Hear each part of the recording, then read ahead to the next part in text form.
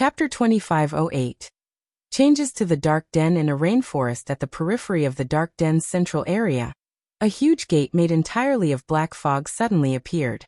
The frightening amount of energy the gate radiated prompted the demonic creatures nearby to retreat involuntarily, as they stared nervously at the 6-meter-tall gate. After the gate opened up, figures of players walked out of it in quick succession. What kind of place is this? The gravitational force here is so strong. It practically rivals the Star Tomb's first floors. Thunderbeast, who had just set foot into the rainforest, exclaimed in surprise.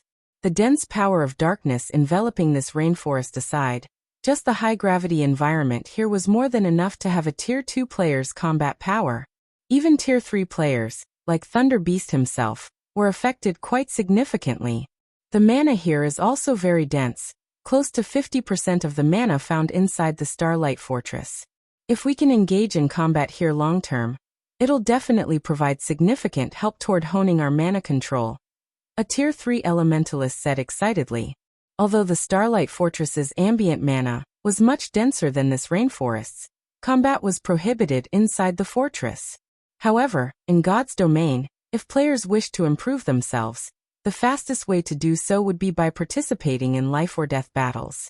Fighting in mana-dense environments was particularly effective, as players would have a much easier time controlling their mana, which would, in turn, allow them to practice and familiarize themselves with their mana control more efficiently. At this point, the eyes of the Hell Legion's members glowed with excitement. This was because the rainforest teemed with monsters above level 100. This place was an excellent location for not only training their mana control, but also grinding for levels. Hell Rush and the others immediately understood why Sherfong was so confident that he could help them fully unlock their mana bodies in 1 month. If they could fight in such an excellent environment, fully unlocking their mana bodies in 1 month would indeed be feasible. Meanwhile, Aqua Rose, who had followed Sherfong to the Dark Den, was similarly surprised by this situation. She never thought that Sherfong had actually kept such an excellent training ground hidden. The monsters here might not be very strong, with the majority of being level 100 chieftains, and the strongest being level 100 plus great lords, but the environment here made it the perfect location for newly promoted Tier 3 experts to train in. Guild leader, you're too biased. You actually saved such an excellent location for others. If Zero Wings members had grinded here as soon as they hit level 100, we might have been able to double the number of Tier 3 experts we have by now, Aqua Rose grumbled.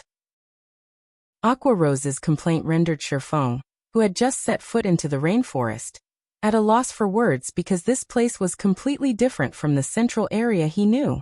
Previously, when he used Moloch's ring to teleport to the Dark Den's central area, he had arrived very close to the World Summit. Now, however, he couldn't even see the World Summit from where he stood. Moreover, his surroundings abounded with demonic creatures. The mana density here was also considerably high.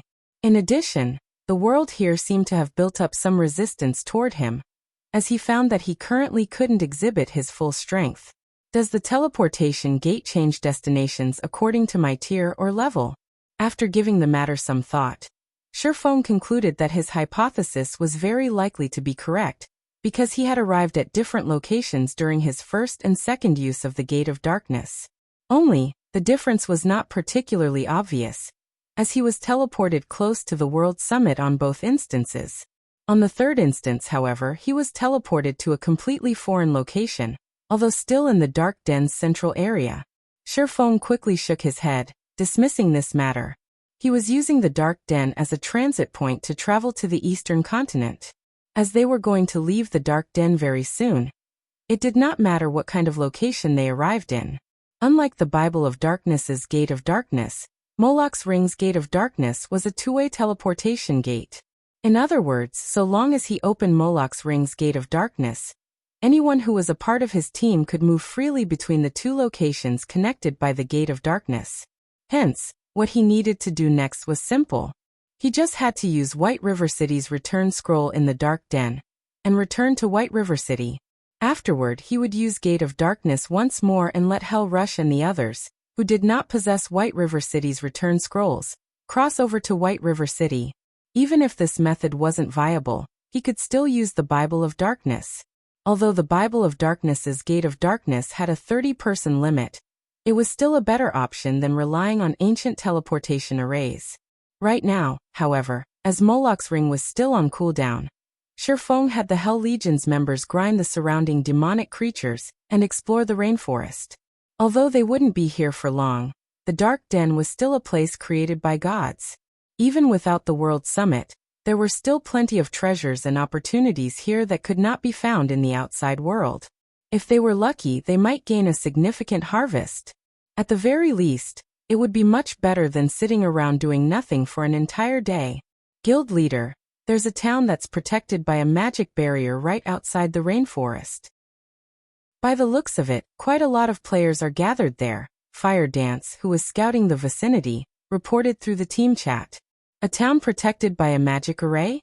Fire Dance's report piqued Shifeng's interest. Is it one of the Dark Den's shelters? From what he knew, the Dark Den should have only shelters, not towns or cities. Shelters operated differently from the NPC towns and cities found in the outside world. Every shelter had its own unique abilities and produced its own specialty products. The higher ranked a shelter was, the better its specialty products. Meanwhile, with the shelter Fire Dance reported being in a level 100+ map, its rank was definitely very high. Moreover, aside from specialty products, the Dark Den was also rich in gemstones, which were in short supply on the main continent. Guild leader, should we head over? Fire Dance asked. Of course, Shifeng said, nodding. This is an opportunity to make a fortune. Previously, Shifeng had been incredibly busy. In addition, the Bible of Darkness was necessary to suppress Moloch's ring, so he couldn't pass the Bible of Darkness to somebody else. As a result, aside from the occasional offline reports he received from Blue Frost and the others, it had been a very long time since Zero Wing had direct contact with the Dark Den. Shifeng had earned a lot of magic crystals and coins via the Starlight Fortress. Just the magic crystals he currently had on hand exceeded 600,000, while his coins totaled over 200,000 gold. He could use this opportunity to purchase a bunch of items to resell on the eastern continent. Moreover, attribute gemstones were much more valuable than magic crystals, and also much more useful to players. Following which, Shifeng led Aqua Rose and the other members of Zero Wing toward the shelter Fire Dance found. The Hell Legion's members showed no interest in the shelter at all, opting to remain behind. They only wanted to continue grinding and honing their mana control. After all, Shifeng had already told them that they would be leaving this precious training ground soon. Hence, they needed to cherish this opportunity and improve themselves as much as possible. The shelter Fire Dance found was at the foot of a mountain range, with mountains at 3 of its 4 cardinal directions.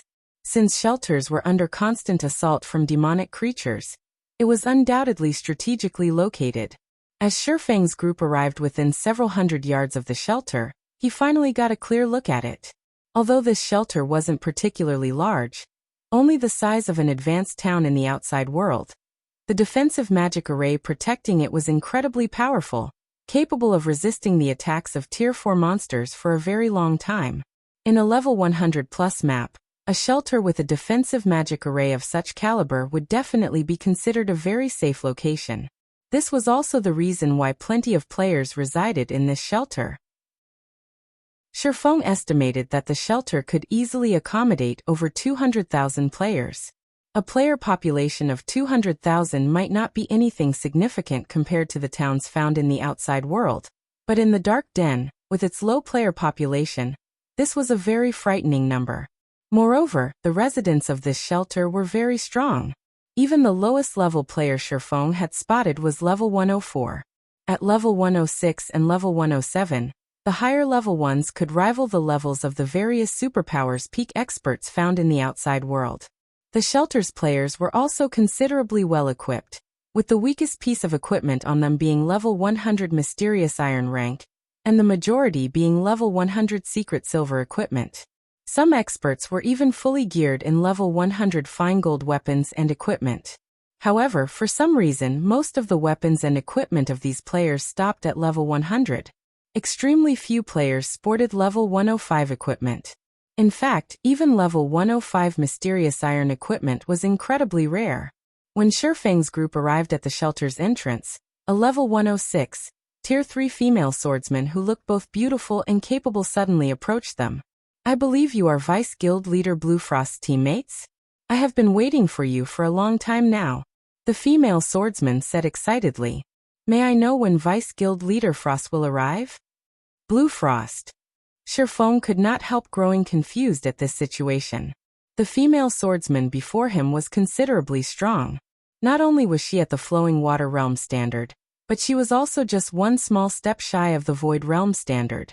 When the female swordsman saw the confusion on Shifeng's face, she pointed at the six-winged emblem he wore and asked strangely, Are you not Vice Guild Leader Frost's companions? Read latest chapters at Wuxia World.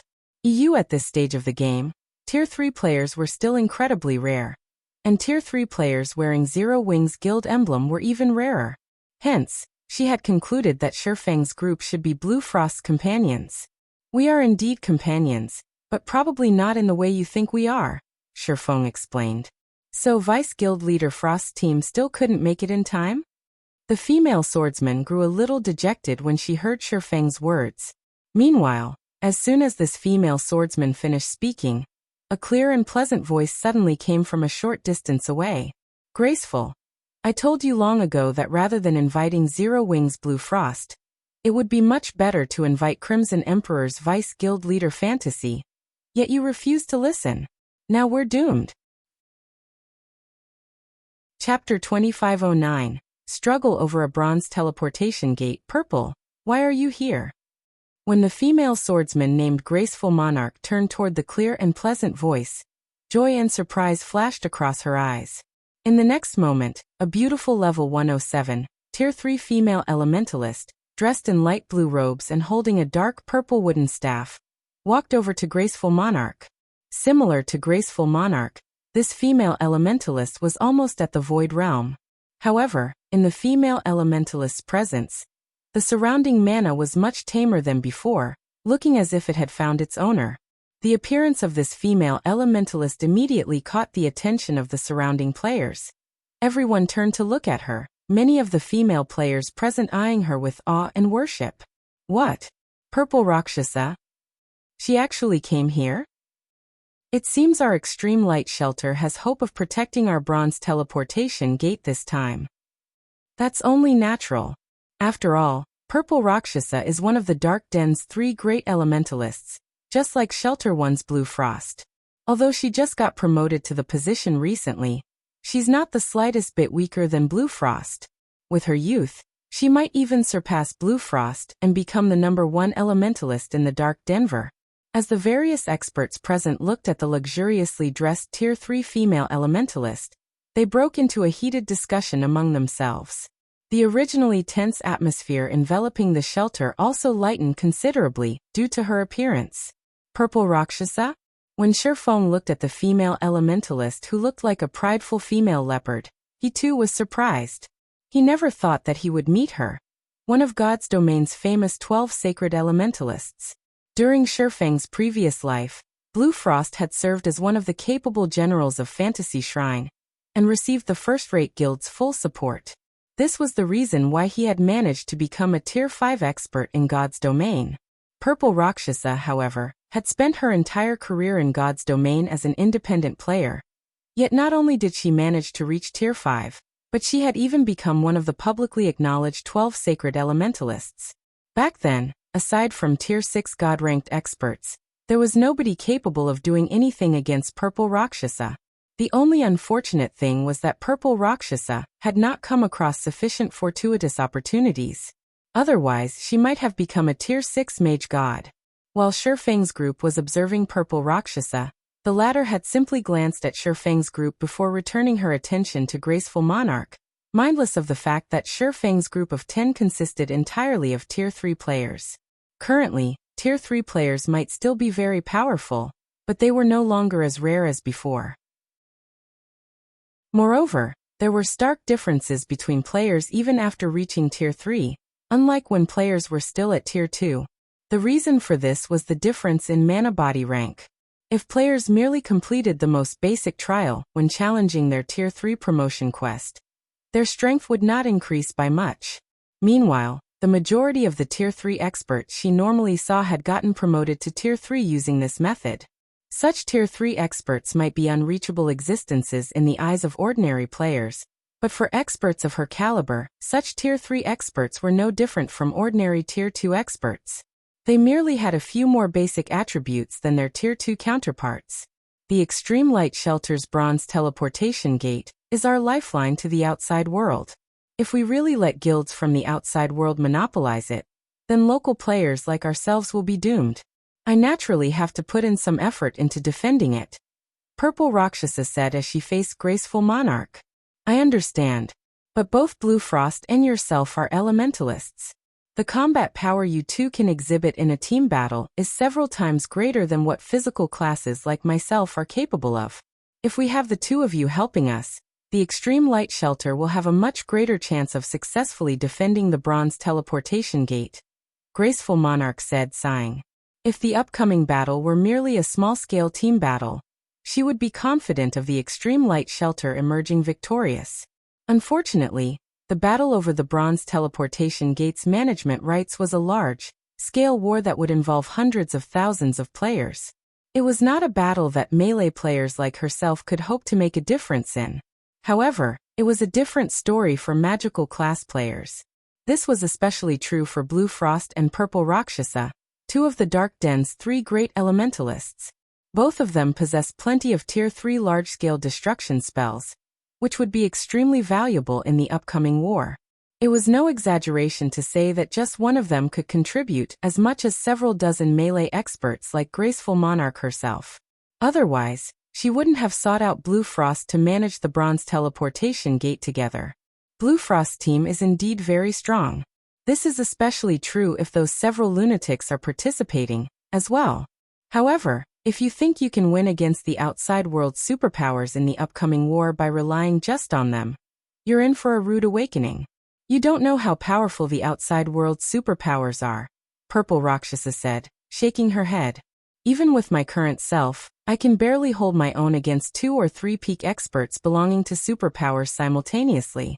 As for the various superpowers domain realm monsters, I'd have trouble surviving against one of them. However, each of these superpowers has several domain realm monsters. They have several experts that even you can't defeat? Graceful Monarch's eyes widened in shock when she heard Purple Rakshasa's words. After all, Purple Rakshasa could trounce over a dozen Tier 3 experts by herself. Even the peak experts of first-rate guilds were no match for her. Graceful Monarch found it truly hard to believe that the outside world's superpowers had multiple experts that surpassed Purple Rakshasa. MHM. I met a lot of experts during my last visit to the outside world. I have to admit that the combat standards there are much higher than the Dark Den's. We only have an advantage when it comes to Tier 3 skills and spells, as well as level 100 weapons and equipment. Purple Rakshasa said humbly. What should we do then? If what you say is true, our shelter doesn't stand a chance, Graceful Monarch said, frowning. Although she had long since known that the outside world's superpowers were not simple, she never thought that they were this strong. Hence, like I said before, partnering with Vice Guild Leader Fantasy is our best option. With Crimson Emperor's help, we can easily secure our hold over the Bronze Teleportation Gate and gain more time for preparations, Purple Rakshasa advised. She then glanced at Shifeng's group before continuing. Otherwise, even if Shelter 1's experts arrive, we will still lose the gate. It seems we have no choice but that, Graceful Monarch said, consenting to Purple Rakshasa's suggestion. She knew that the elementalist never lied. Hence, when she saw the serious expression on Purple Rakshasa's face, she understood that the chances of the Extreme Light Shelter winning without Crimson Emperor's help was minuscule. Following which, Graceful Monarch had Purple Rakshasa contact Crimson Emperor's side before turning her attention to Shifeng's group. I apologize for mistaking your identities before. I also hope that you don't take Purple Rakshasa's words to heart. She's not looking down on Zero Wing. It's just that the Extreme Light Shelter's future is at stake right now. As compensation, read latest chapters at Wuxia World. I can represent the Extreme Light Shelter in offering you a 20% discount on all expenditures inside the shelter today. However, as the Extreme Light Shelter will be fighting a war soon, I advise you not to stay for too long. Otherwise, you're likely to get embroiled in the fight. If that happens, you'll have a difficult time leaving, Graceful Monarch said in an apologetic tone to Shifeng. Meanwhile, just as Shifeng was about to say something, Purple Rakshasa suddenly walked over with an excited look on her face. Graceful, good news. Vice Guild Leader Fantasy and her team has arrived already. She says that she'll be here soon.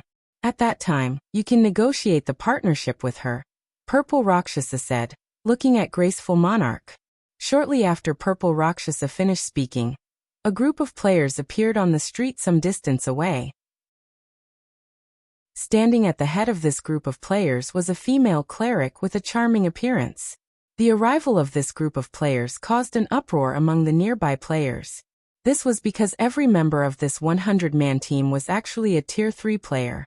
The number of Tier 3 experts in this team almost equaled the total Tier 3 player population of the Extreme Light Shelter. Chapter 25 10 Zero Wings Guild Leader, Black Flame, 100 Tier 3 experts? So this is the strength of a super first-rate guild? That cleric walking in the lead is amazing. Not only is she geared in a complete set of level 105 fine gold set equipment, but she even has 3 epic weapons and equipment. With this kind of equipment, she can probably suppress Purple Rakshasa with basic attributes alone. When the residents of the Extreme Light Shelter saw Crimson Emperor's members, their eyes nearly fell out of their sockets from shock.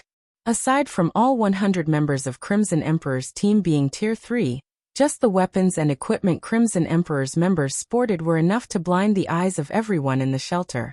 After all, not to mention level 105 secret silver and fine gold weapons and equipment, barely any level 105 weapons and equipment existed in the Extreme Light Shelter. Moreover, the majority of them were even mysterious iron rank.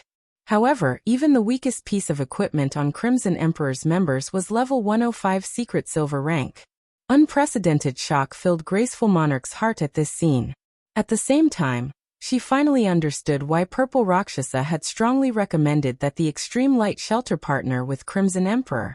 The Extreme Light Shelter was one of the top 10 shelters in the entire Dark Den, with a large number of expert players based in it. However, when compared to Crimson Emperor, the Extreme Light Shelter was like a candle flame before a raging firestorm.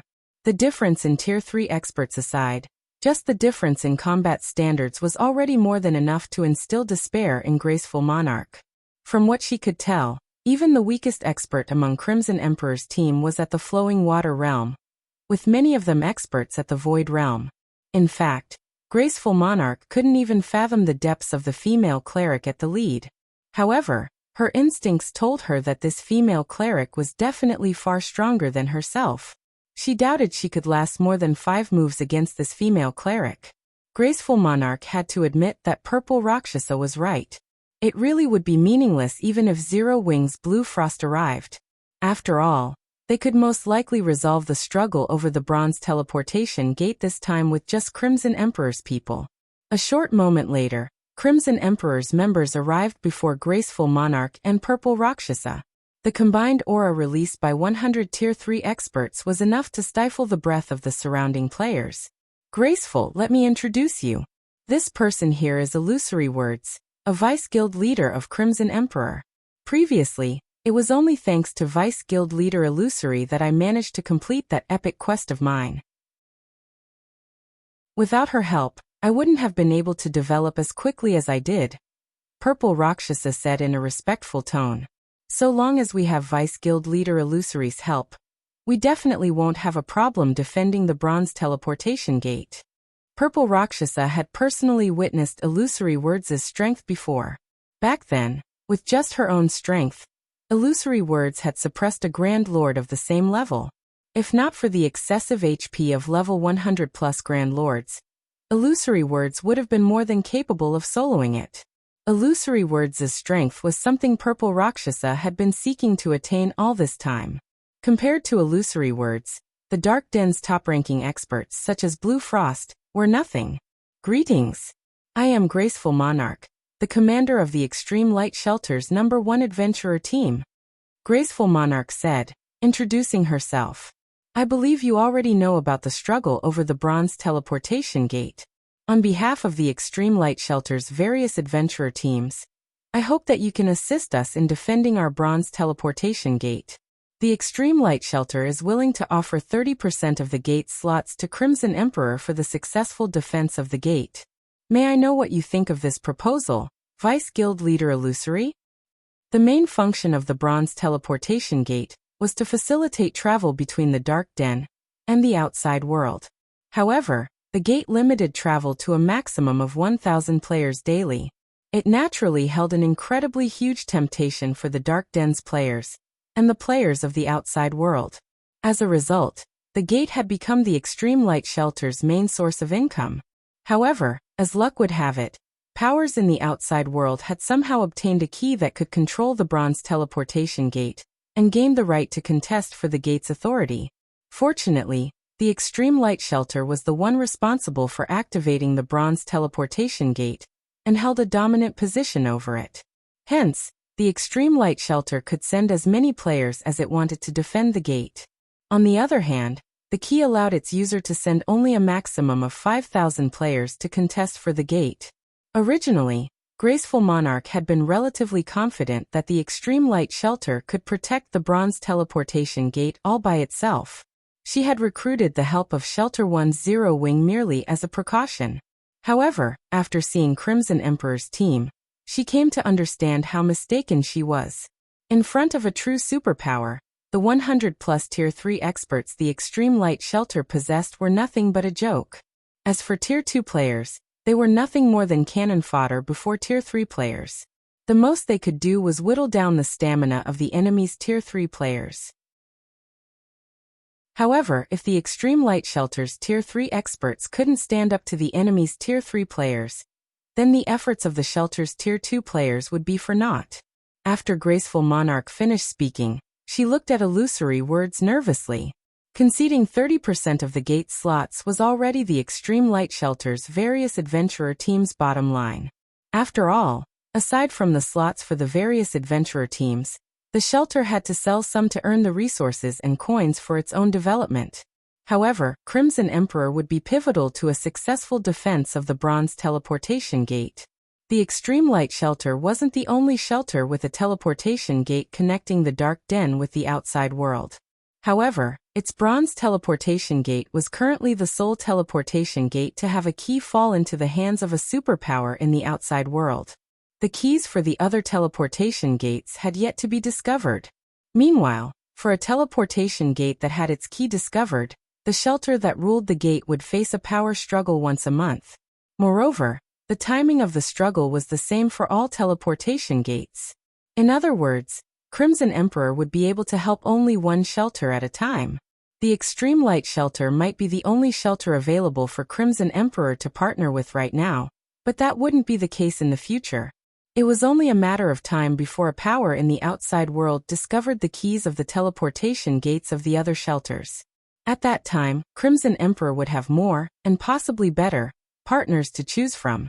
During the time Graceful Monarch and Purple Rakshasa were quietly waiting for Illusory Words' reply, the latter actually had her eyes directed behind Graceful Monarch.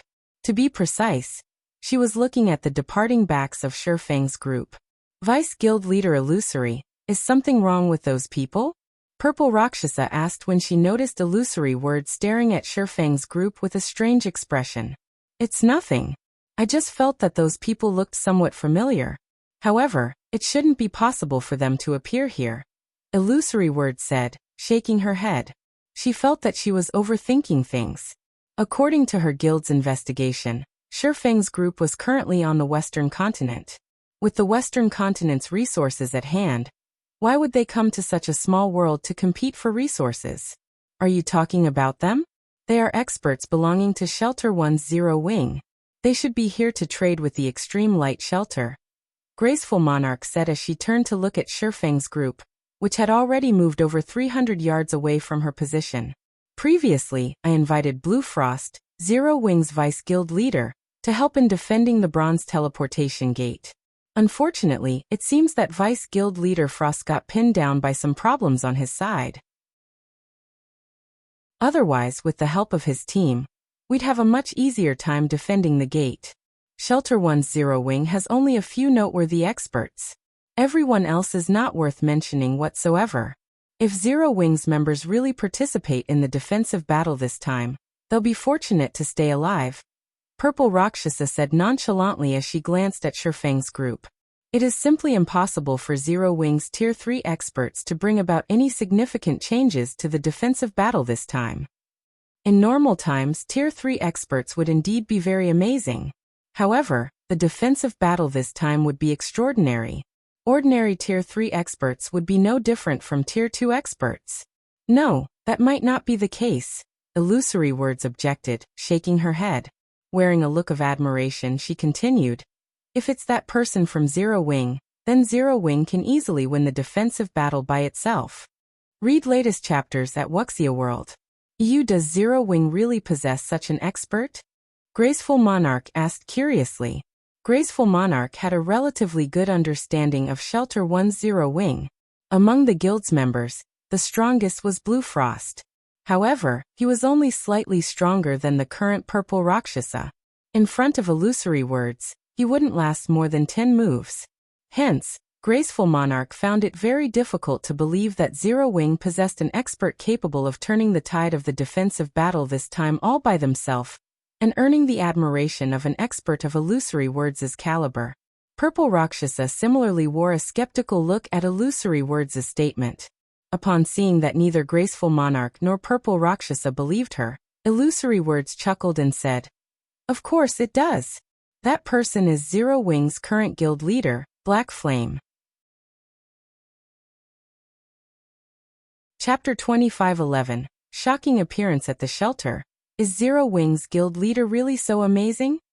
Graceful Monarch and Purple Rakshasa could not help the skepticism on their faces when they heard Illusory Words' statement. They felt that the cleric was joking. Both of them were familiar with the strength of Shelter 1's Zero Wing. They also knew that Zero Wing was a large guild in the outside world. Naturally, the guild leader of Zero Wing should possess extraordinary strength as well. Otherwise, an expert of Blue Frost's caliber wouldn't have joined it. However, no matter how they thought about it, they simply could not imagine one individual being capable of turning the tide of the upcoming defensive battle. After all, the defensive battle this time was a large-scale war, not some simple skirmish out in the fields. The opponents they had to face wouldn't be limited to just expert players, but would include powerful war weapons and tools as well. In the face of powerful war weapons and tools, Tier 3 players were no different from Tier 2 players. Unless players had an invulnerability skill, they would almost certainly die upon getting attacked. He is very amazing. It's no exaggeration to call him a true monster, Illusory Words said, nodding. Upon seeing Graceful Monarch's and Purple Rakshas's skeptical looks, she smiled helplessly and continued, with my present skills, I wouldn't last more than 3 moves against him. Even you can't last more than 3 moves? Both Graceful Monarch and Purple Rakshasa were astounded at this revelation. Although they couldn't fathom Illusory Words' strength, instinct told them that they had only one viable option if they went up against the cleric. Escape. Aside from escaping, no other option would keep them alive. In fact, the outcome would be the same even if both of them went at her together. However, a monster like Illusory Words was actually saying that she couldn't last more than 3 moves against Zero Wing's guild leader. How could this be possible? If you meet him one day, you'll naturally know whether I am telling the truth or not, Illusory Words said, chuckling. She did not bother elaborating. In response, Graceful Monarch and Purple Rakshasa still maintained a dubious attitude to Illusory Words' statement. However, they did not pursue this matter. Instead, they shifted the conversation to the details of the upcoming defensive battle. During the time Graceful Monarch and the others were discussing among themselves, Shifeng had left the Extreme Light Shelter together with Fire Dance and the others, completely ignorant of the words that Illusory Words had said about him. Guild leader, are we leaving so quickly? I saw many attribute gemstones on sale at very low prices here. There are even Tier 3 skill and spell books available.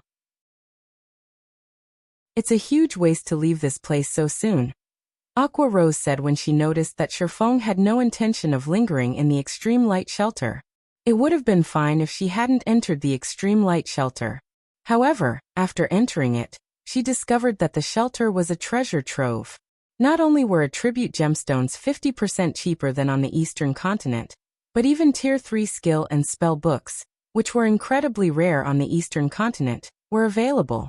Although these Tier 3 skill and spell books were all for ordinary skills and spells rather than control or AoE skills and spells, if put up for auction in the various kingdoms and empires, they would still cause a huge uproar. Tons of people would vie to purchase them. After all, the power of Tier 3 skills and spells were significantly stronger than their Tier 2 counterparts. They would be of great help to players when dealing with both players and monsters. Yes. We need to leave at once. Those attribute gemstones and Tier 3 skill and spell books might be precious, but we have much more important things to do, Shifeng said. The Dark Den was a special otherworld. Originally, he thought that it would still be some time before the main continent's various powers started extending their hands toward the Dark Denver. He never imagined that not only had the main continent's powers discovered the Dark Den so soon, but there was even a means of travel between the Dark Den and the main continent already. Others might not realize the implications of this matter, but Shifeng, who had a profound understanding of God's domain, knew just how frightening this matter was. In fact, it wouldn't be an exaggeration to say that the various powers would go crazy upon realizing the Dark Den's benefits. Skill and spell books at the Tier 3 standard and above were incredibly rare in the outside world. Players wouldn't necessarily obtain one even if they raided level 100 plus super large-scale team dungeons. Most other worlds shared the same problem. However, the Dark Den was an exception. Let alone Tier 3 skills and spells, even Tier 3 taboo skills and curses were relatively easily obtainable here. Meanwhile, aside from unlocking the potential of one's mana body, the next fastest way to improve one's combat power would be to learn more Tier 3 skills and spells. Nowadays, competition in God's domain was intensifying, and the various powers were all frantically searching for ways to increase their own strength. With such a perfect opportunity to elevate the combat power of their Tier 3 experts, the various powers would naturally go crazy. While there still weren't many passages linking the Dark Den and the main continent in existence, Shifeng needed to occupy as many advantages in the Dark Den as he could and accelerate Shelter One's development. Only by doing so would he be able to provide Zero Wings experts with a continuous supply of Tier 3 skill and spell books. Currently, although Shelter One's development was progressing relatively smoothly, it barely ranked within the top 10 shelters of the Dark Denver. It was quite inferior even to the Extreme Light Shelter. Normally, it was incredibly difficult to accelerate the development of a shelter, as it depended on the effort and contribution of the shelter's residents. To accelerate a shelter's development, one had to raise the quality of the players residing in the shelter. For other powers and players, this might be quite a challenge. For the current Shifeng, however, it wasn't a difficult task at all, because he was already an intermediate master magician, with the ability to construct and strengthen town and city magic arrays. So long as he strengthened Shelter One's magic array and improved its defensive capabilities, the shelter would become a much safer place for players. Then he wouldn't have to worry about lacking talented players developing in Shelter One. While Shifeng was trying to find a secluded location to use the 7 Luminaries ring to teleport to Shelter One, a series of explosions came from outside the Extreme Light Shelter. They were so loud that they echoed throughout the entire Extreme Light Shelter. What's going on? Shouldn't there still be several hours before the defensive battle starts? Look over there. A group of people seems to be fighting there. Isn't that hovering elementalist Shelter One's Blue Frost? Who are those people around him? They're so amazing. They actually managed to reduce one of our Dark Den's 3 great elementalists to such a miserable state. The players standing guard on the walls of the Extreme Light Shelter gaped in shock as they looked at a nearby plane. This was because Blue Frost and 24 or so other Tier 3 experts were currently surrounded by a force of several hundred players. Moreover, not only was Blue Frost's side at a complete disadvantage, but by the looks of it, it was also only a matter of time before Blue Frost's side got annihilated. Those were Tier 3 players they were talking about. At this stage of the game, Tier 3 players were existences capable of instant killing Tier 2 players. This was especially true for a Tier 3 expert like Blue Frost. He could instantly kill a group of Tier 2 players if he wanted to. Now, however, Blue Frost and his team were actually on the defensive, and didn't even have any room to retaliate. Since when did the Sentinel Shelter's people become so strong? Graceful Monarch, who had hurried her way to the top of the shelter's walls, was surprised when she saw the players attacking Blue Frost's team. Others might not be familiar with the several hundred players attacking Blue Frost's team, but she was. These players were experts belonging to the Sentinel Shelter's #1 adventurer team, whom she had clashed with recently. However, back then, the overall strength of this adventurer team was significantly weaker than Blue Frost's team. The adventurer team also had only a little over a dozen Tier 3 experts. There was no way it could match up with Blue Frost's team at all. Now, however, every one of the Tier 2 experts from the Sentinel Shelter had seemingly activated a berserk skill. They not only possessed frightening basic attributes, but could also fly for short periods. Blue Frost's team couldn't shake off these Tier 2 experts even if they wanted to. Wait, that's not right. All those people from the Sentinel Shelter are demonized. Moreover, their demonized ranks are considerably high. Purple Rakshasa revealed a somber expression when she saw this scene. Demonized players were extremely rare in the Dark Denver. After her Tier 3 promotion, she had come across a demonized player only once. Although the demonized player was also Tier 3, his combat standard was only at the Refinement Realm standard. However, she had ended up fighting a bitter battle, and had even nearly lost her life to the demonized player. Now, however, the Sentinel Shelter actually possessed several hundred Tier 2 demonized experts, and over a dozen Tier 3 demonized experts. The Sentinel Shelter originally possessed relatively great strength already, ranking among the Dark Den's top 15 shelters. Troubled Times, the commander of the Sentinel Shelter's #1 adventurer team, was even one of the rare few peak experts in the Dark Denver.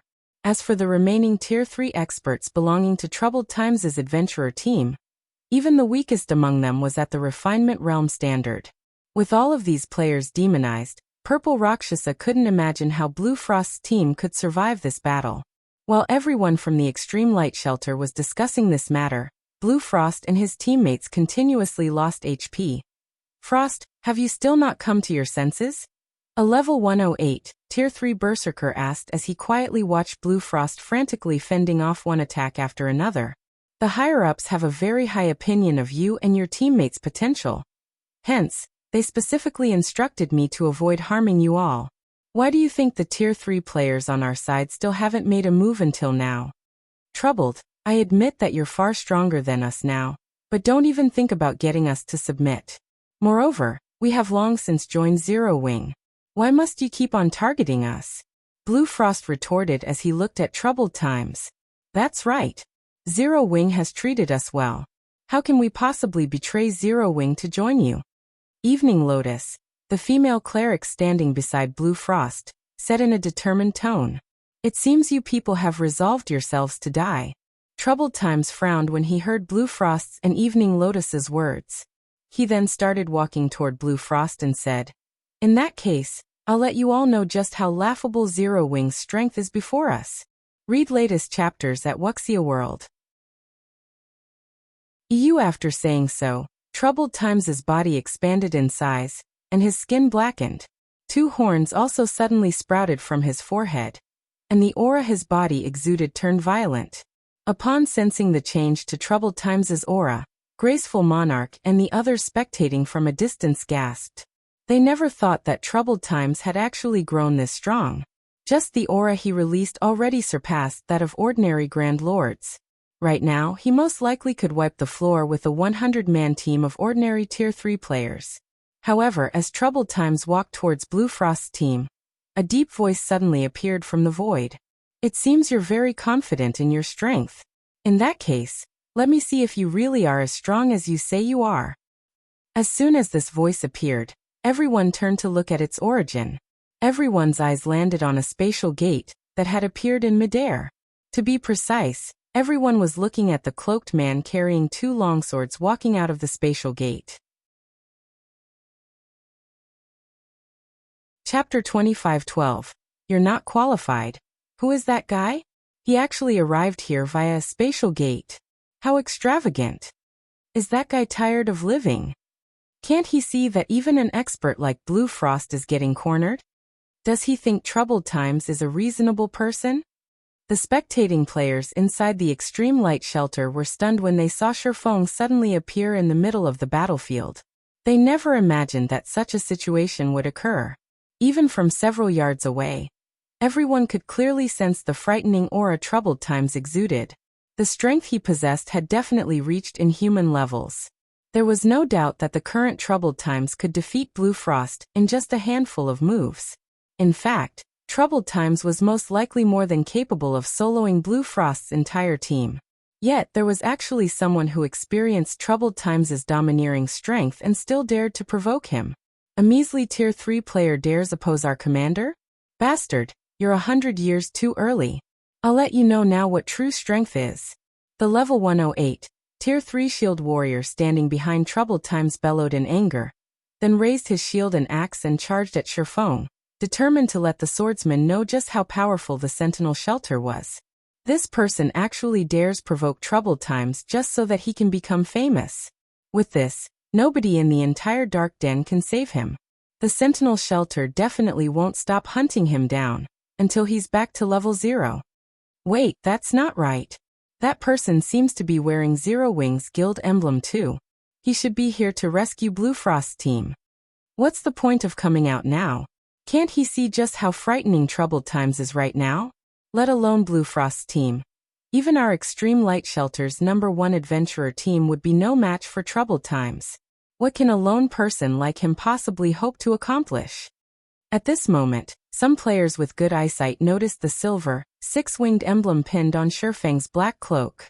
However, even after seeing this guild emblem, nobody felt optimistic about this situation. Everyone merely sighed at or ridiculed Shifeng's actions.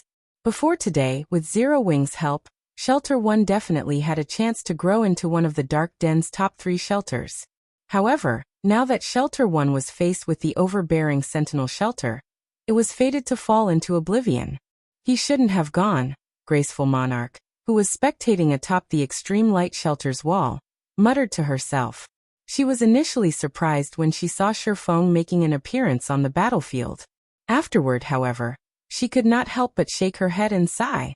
In the eyes of Tier 2 experts, Shifeng, who was a Tier 3 player, would indeed be considered very strong. However, his current opponents were the Tier 3 demonized experts from the Sentinel Shelter. It seems he has quite the backbone. Purple Rakshasa was surprised as she watched Shifeng land before Troubled Times. However, if even Blue Frost is struggling against the Sentinel Shelter, what can that guy possibly hope to accomplish? Nobody had a better idea of exactly how powerful demonized players were than she did. Demonized players' basic attributes and physique far surpassed those of regular players of the same tier. One could say that, at this point in time, aside from illusory words, nobody in the entire Extreme Light Shelter could pose a challenge to the Sentinel Shelter. Unfortunately, there was no reason for someone of illusory words' stature to interfere in such an affair. However, when Purple Rakshasa turned to illusory words, who stood beside her, she noticed a heavy and shocked expression appear on illusory words' face. It was as if the cleric had just seen a ghost. Why is he here? Illusory words muttered, her eyes wide with astonishment. Right now, the shock she felt was obvious even to the ordinary players present. Vice Guild Leader Illusory? Purple Rakshasa could not help growing curious as she looked at illusory words. Previously, illusory words had maintained her composure when bathed in Troubled Times' imposing aura. Now, however, illusory words actually looked shaken after seeing an ordinary Tier 3 swordsman who exuded not the slightest bit of aura. This situation was simply unbelievable. Vice Guild Leader Illusory, do you know that person? Graceful Monarch asked. She, too, could clearly sense illusory words losing her composure. Previously, Graceful Monarch had already carefully observed Shifeng, and understood that he possessed considerable strength. However, it was not at a level where experts of her caliber needed to pay much attention. The only thing she found noteworthy about Shifeng was that he was an expert of Zero Wing. However, if even Blue Frost, a vice guild leader of Zero Wing, had failed to gamer illusory words' interest, How could a measly Tier 3 expert from Zero Wing possibly do so? I do. Of course I do. Illusory Words said, a smile blooming on her face when she saw the curious gazes Graceful Monarch and Purple Rakshasa were directing at her. He's the person I told you about before. He's Zero Wing's guild leader, Black Flame. As soon as Illusory Words mentioned the name of Black Flame, Graceful Monarch and Purple Rakshasa were momentarily stunned. Vice Guild Leader Illusory. You're saying that he is Zero Wing's guild leader? Purple Rakshasa instinctively denied the truth of Illusory Words' statement. How is that possible? I met him before. Let alone the aura of a Tier 3 player, even the mana fluctuations he is giving off are very weak for a Tier 3 player. How can he possibly be the monster you mentioned? In God's domain, all expert players would exude an aura of strength. After they reached Tier 3, the mana fluctuations their bodies caused would also become much more difficult to hide. Moreover, even if a player managed to conceal those mana fluctuations, an expert's instincts would still warn them if they were standing before an opponent with monstrous strength. Take Illusory Words, for example.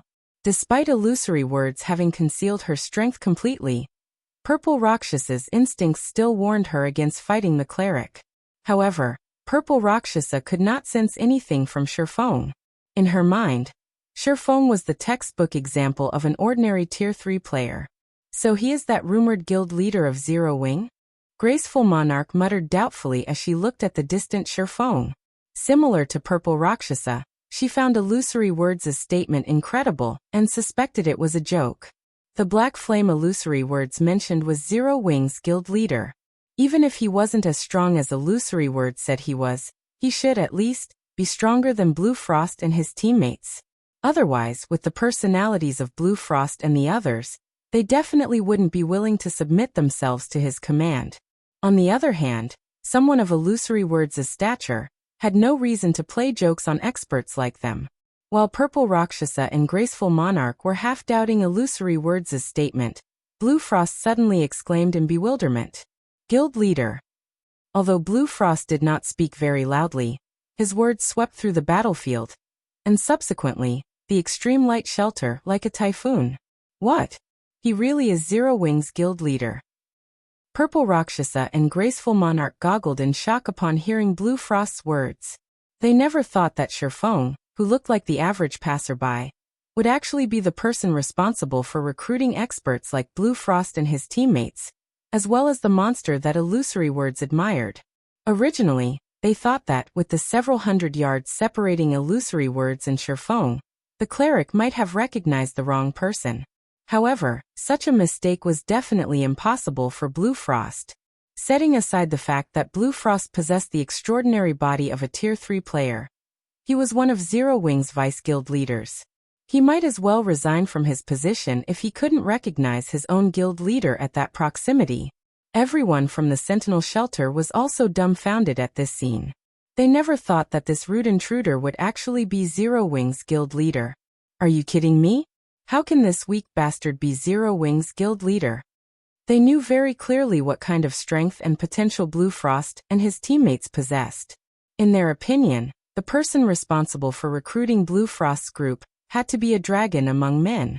Otherwise, how could that person have persuaded an expert of Blue Frost's caliber to join Zero Wing? Upon sensing the skeptical looks everyone was giving him, Shurfeng could not help a bitter smile. Previously he had become so famous that everybody knew about him. Now, however, this group of people was actually questioning his identity. Read latest chapters at Wuxia World. So you're Zero Wing's guild leader. However, what about it? Whether it is you or Blue Frost's group, none of you will be leaving this place alive. The level 108, Tier 3 shield warrior who was charging at Shurfeng remained unfazed, even after finding out Shurfeng's identity. Instead, he proceeded to activate Brutal Collision and rammed his shield at Shurfeng.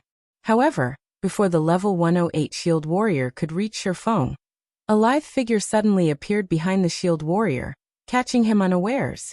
The snowy short sword this lithe figure wielded then transformed into a black streak of light that pierced through the shield warrior's armor and stabbed straight into his heart. By the time the shield warrior reacted to the attack, A bloody rose had bloomed on his chest. Damage exceeding -400,000 also appeared above his head, the attack plundering all of his HP. You're not qualified to fight our guild leader. Chapter 25:13. Power of One Strike. When the level 108, Tier 3 Shield Warrior's body collapsed to the ground and disintegrated into particles of light, the entire world seemingly froze momentarily as silence enveloped the battlefield. Only after some time had passed did everyone react to the situation. He died. Impossible.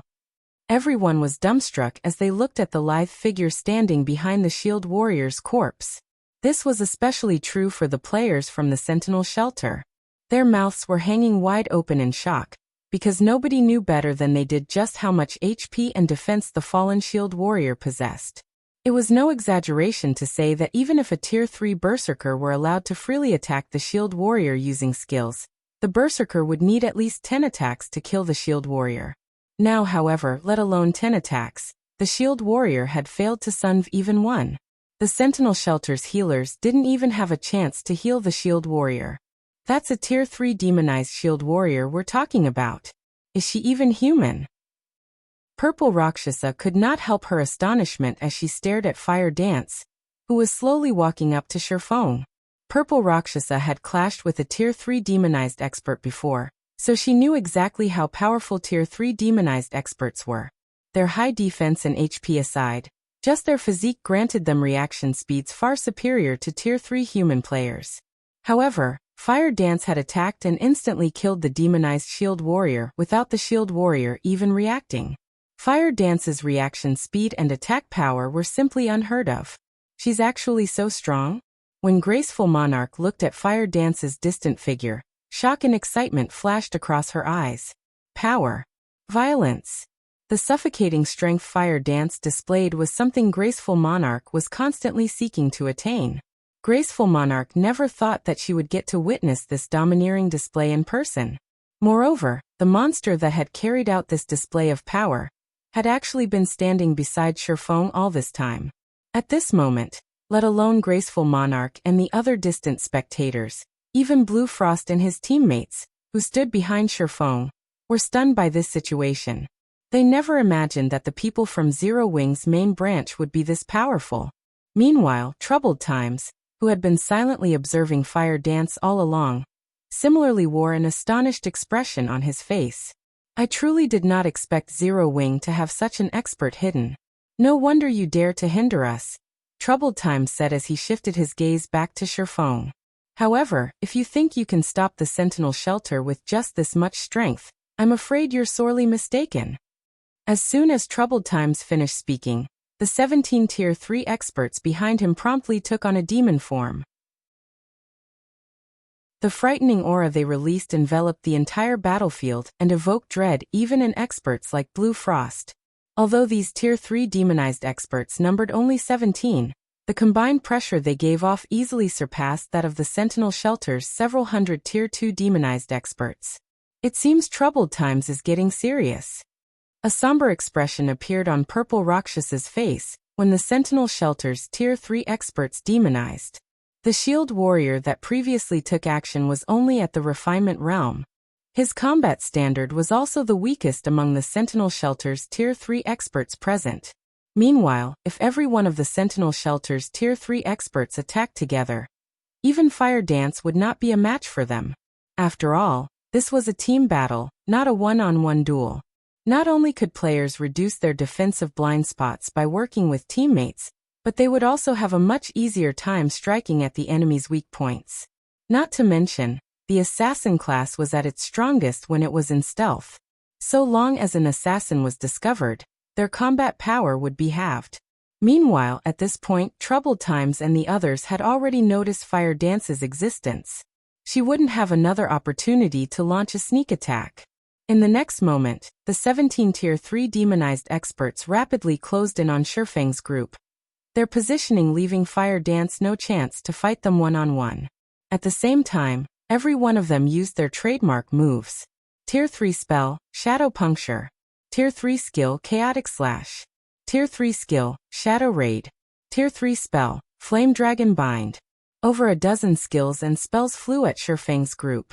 Seeing all these powerful attacks approaching them, Blue Frost and the Zero Wing members with him could not help but despair. Not only did every one of these skills and spells possess power close to the Tier 4 standard, but these skills and spells also overlapped into a perfect assault that had no holes to exploit. It simply wasn't an attack that players could block or dodge. However, contrary to everyone's expectations, Fire Dance did not use Vanish or Wind Steps to defend herself even after seeing these perfectly coordinated attacks. Instead, she simply stood beside Shifeng, showing no intention of taking action whatsoever. It was as if the coordinated attacks of the Tier 3 demonized experts did not exist in her eyes at all. Just when the demonized expert's skills and spells were about to reach Shifeng and Fire Dance, Shifeng suddenly took action. Sword's Orbit. A galaxy of stars immediately appeared, with Shifeng as the center. The stars striking down the approaching skills and spells, one after another.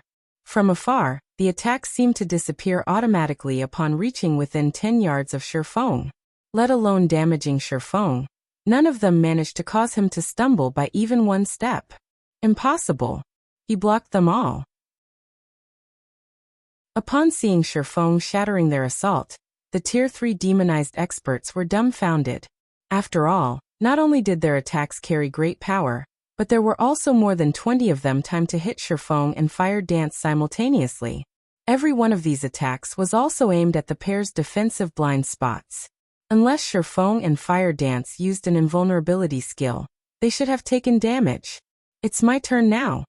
Since the Sentinel Shelter's players had stopped attacking, Shifeng unsheathed the Abyssal Blade and brandished the magic weapon at the 17 Tier 3 demonized experts. Lightning Flash. In the next moment, pitch-black sword lights wrapped in dense mana struck the demonized experts like pitch-black lightning arcs. Pung, pung, pung. A series of explosions reverberated throughout the battlefield. At the same time, the 17 Tier 3 demonized experts went flying backward, each of them losing over -100,000 HP. When they landed, their hands and weapons they wielded trembled uncontrollably. Is he a monster? The spectating players gasped upon seeing this scene. Those were 17 Tier 3 demonized experts. If they moved together as a team, no existence in the Dark Den could hinder their advance. Even the mighty Tier 4 mythic monsters were no exception.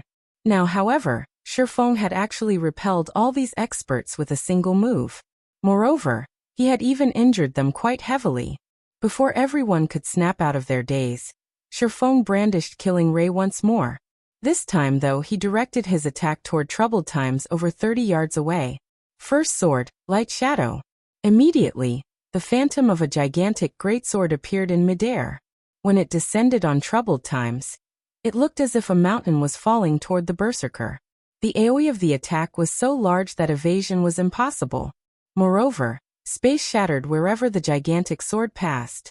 Troubled Times' complexion turned grim when he saw this attack. He hurriedly raised his war axe and met the oncoming attack head-on. Shatter. Tier 3 taboo skill Heaven Breaker. Read latest chapters at Wuxia World. EU. In the next moment, Troubled Times' axe also cut space and landed directly on the phantom greatsword. Boom. Along with the sound of an explosion, the ground shook violently. And as if a violent storm had just passed, dust filled the air, preventing those standing on the battlefield from opening their eyes. When the dust settled and the situation on the battlefield became clear again, everyone was dumbfounded. At this moment, the almighty Troubled Times came into view, partly embedded into the ground, his kneecaps no longer visible. At the same time, the ground within a 10-yard radius of the berserker had also sunk by over a meter. As for Troubled Times himself, he had also lost more than 1/5 of his HP. Chapter 25:14.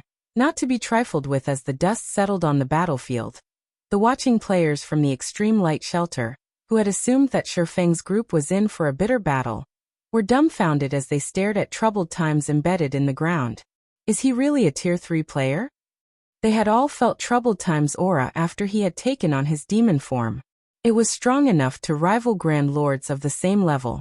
Combined with the Berserker's profound combat techniques, he could kill Tier 3 experts with little to no effort. Tier 3 players had no hope against him. Only experts who had reached Tier 4 would have the power to suppress a monster like Troubled Times. And yet, Shifeng, who looked ordinary and didn't even have the aura of a Tier 3 player, had overwhelmed the Berserker with brute strength. Everyone watching felt as if the main god system were joking with them. He's actually this strong. When Purple Rakshasa and Graceful Monarch saw Troubled Times' embedded figure, their minds went blank.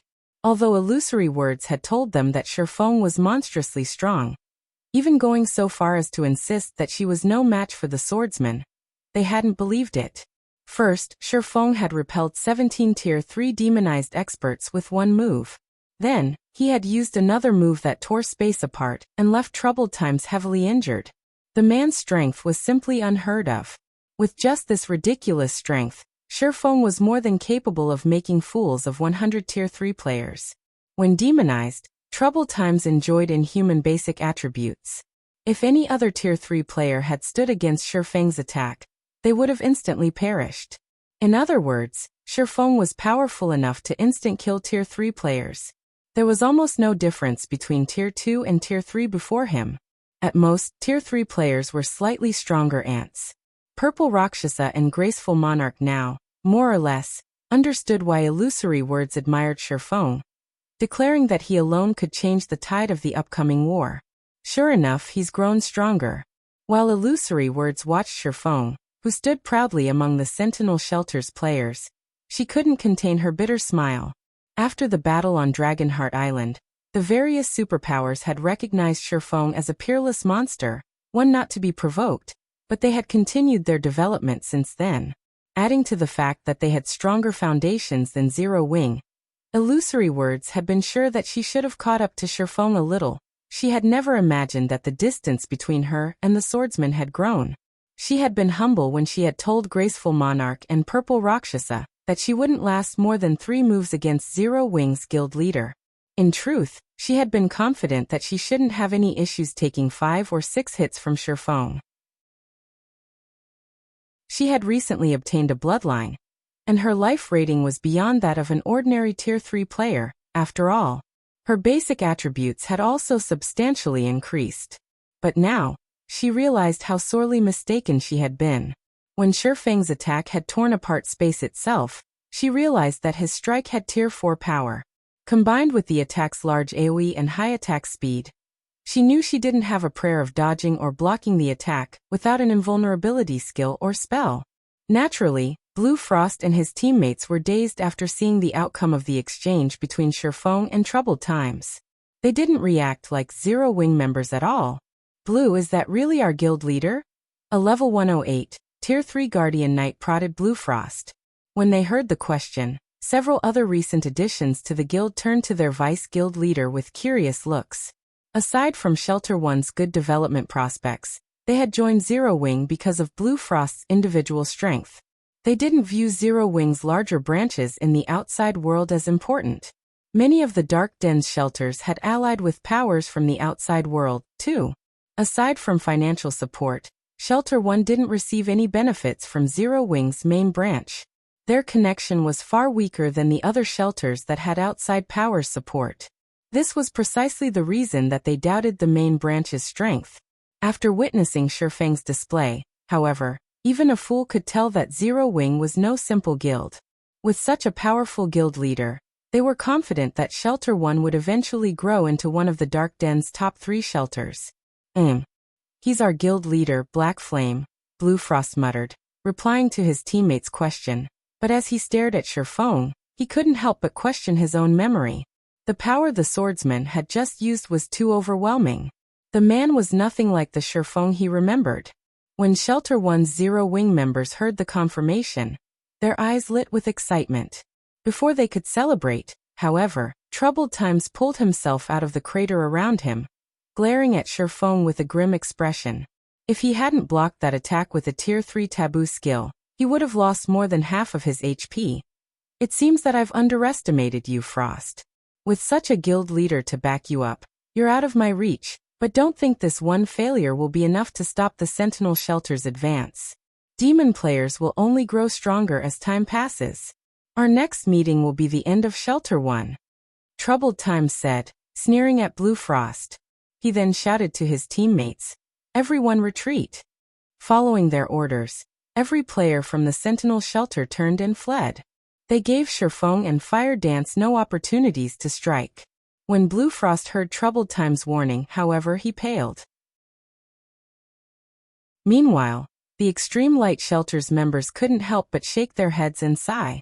As Troubled Times had said, demon players and ordinary players were on different levels. Demon players could continue to upgrade their demon rank, bolstering their combat power as time passed. Sherfeng might be able to stop the Sentinel Shelter's demon players right now, but how long could he continue to do so? Moreover, Sherfeng was Zero Wing's guild leader. He couldn't stay in the Dark Den indefinitely. Once he left Shelter 1, which constantly fought the Sentinel Shelter over resources, would suffer. You're not wrong, but that only holds true if you escape with your lives. Sherfeng growled, watching Troubled Times preparing to flee. Demon players could increase their combat power by raising their demon rank, but they had a fatal flaw. They couldn't afford to die. Once a demon player died, they'd lose a significant fraction of the strength and reputation they had built up. It was a problem that constantly plagued demon players. I admit that you're exceptionally powerful, Guild Leader Black Flame, but if we focus on escape, how many of us can you really kill? You're better off saving your energy. The moment Troubled Times finished his statement, he split into 5 clones of himself. All 5 clones then split up and fled in different directions. As he did, the rest of the Sentinel Shelter's Tier 3 experts used their trump cards as well, either boosting their movement speeds or creating a group of doppelgangers to cause confusion on the battlefield. It was obvious that the Sentinel Shelter's experts were quite adept at escaping and surviving. None of them were afraid of Sherfeng or Fire Dance's pursuit. Read latest chapters at Wuxia World. EU Is that so? Even as Troubled Times ran, Sherfeng showed no intention of chasing him down. Rather, he chuckled and asked, "What if we invite 2 Tier 3 magical classes to join the fray?" Suddenly, Troubled Times realized that something felt off. Magical classes were more suited for team battles than physical classes. They could exhibit far more combat power on the battlefield, which was why Graceful Monarch had gone out of her way to invite Blue Frost to the Extreme Light Shelter. Suddenly, space roughly 100 yards away from the battlefield began to blur. A translucent barrier of water then appeared, in front of which stood 2 women in elegant mage robes. All of the mana within 300 yards of the women gathered to them. The mana density around them became so high that it formed a thin layer of mist in the area. Is that a fully unlocked mana body? Chapter 25:15. Apex Sword. Seeing the mana on the battlefield gather around Aqua Rose and Violet Cloud, Troubled Times, expression darkened further. The mana body was the very symbol of Tier 3, and any player that reached Tier 3 understood one thing. They had no control over their mana bodies. They needed to learn about and adapt to their mana bodies first. Only then could they gain full control over their mana bodies and exhibit the true strength of a Tier 3 class. However, it wasn't easy to unlock a mana body's full potential. Very few Tier 3 experts had even begun. And yet, 2 experts with fully unlocked mana bodies had joined the fight, and both were magical class players. What? This can't be true, can it? They've already unlocked their mana body's full potential? What kind of guild is Zero Wing? Intense shock flashed in Graceful Monarch's and Purple Rakshas's eyes as they stared at the distant Aqua Rose and Violet Cloud. Zero Wing was already amazing to have a monster like Sherfeng, but now, they learned that the guild had 2 magical class experts with fully unlocked mana bodies as well. What was up with this? Even at this stage of the game, it was incredibly unlikely that the various superpowers would have a single expert with a fully unlocked mana body. Yet Zero Wing had 2. How did they do it? Even Illusory Word stared with wide, shocked eyes. She couldn't bring herself to believe what she was seeing. Since more of the various superpowers members had begun to reach Tier 3, these superpowers had shifted their focus toward helping their Tier 3 members unlock their mana body's potential, rather than nurturing more Tier 3 players. Controlling one's mana body wasn't like controlling the physical body, however. Players' mana control needed to be excellent to accomplish the task. Unlocking one's mana body required such high mana control that even magical class players, who often manipulated mana, only had a small edge over physical class players. Unlocking a mana body's potential was a gradual process.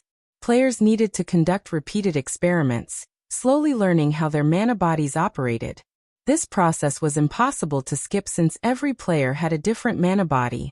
The current top player in Crimson Emperor had only unlocked 35% of their mana body's potential, and the guild's remaining Tier 3 experts hadn't even unlocked 1%.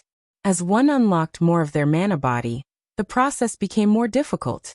Based on Crimson Emperor's estimates, a Tier 3 player should need 2 or 3 months, at least, of relentless effort to unlock their mana body's full potential, notwithstanding any fortuitous encounters.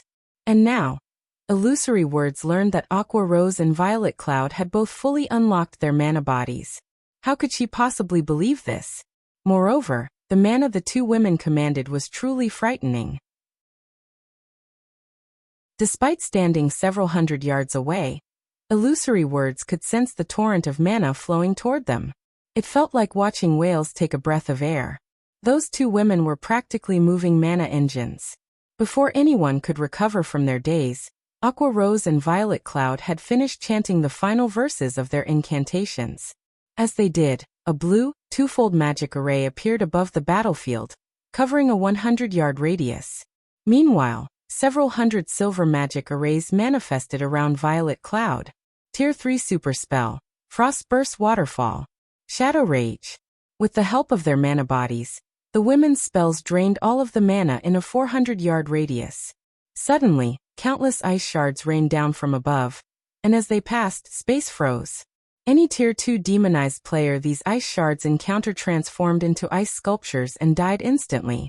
When the ice touched a Tier 3 demonized expert, they plundered 1/3 of their HP.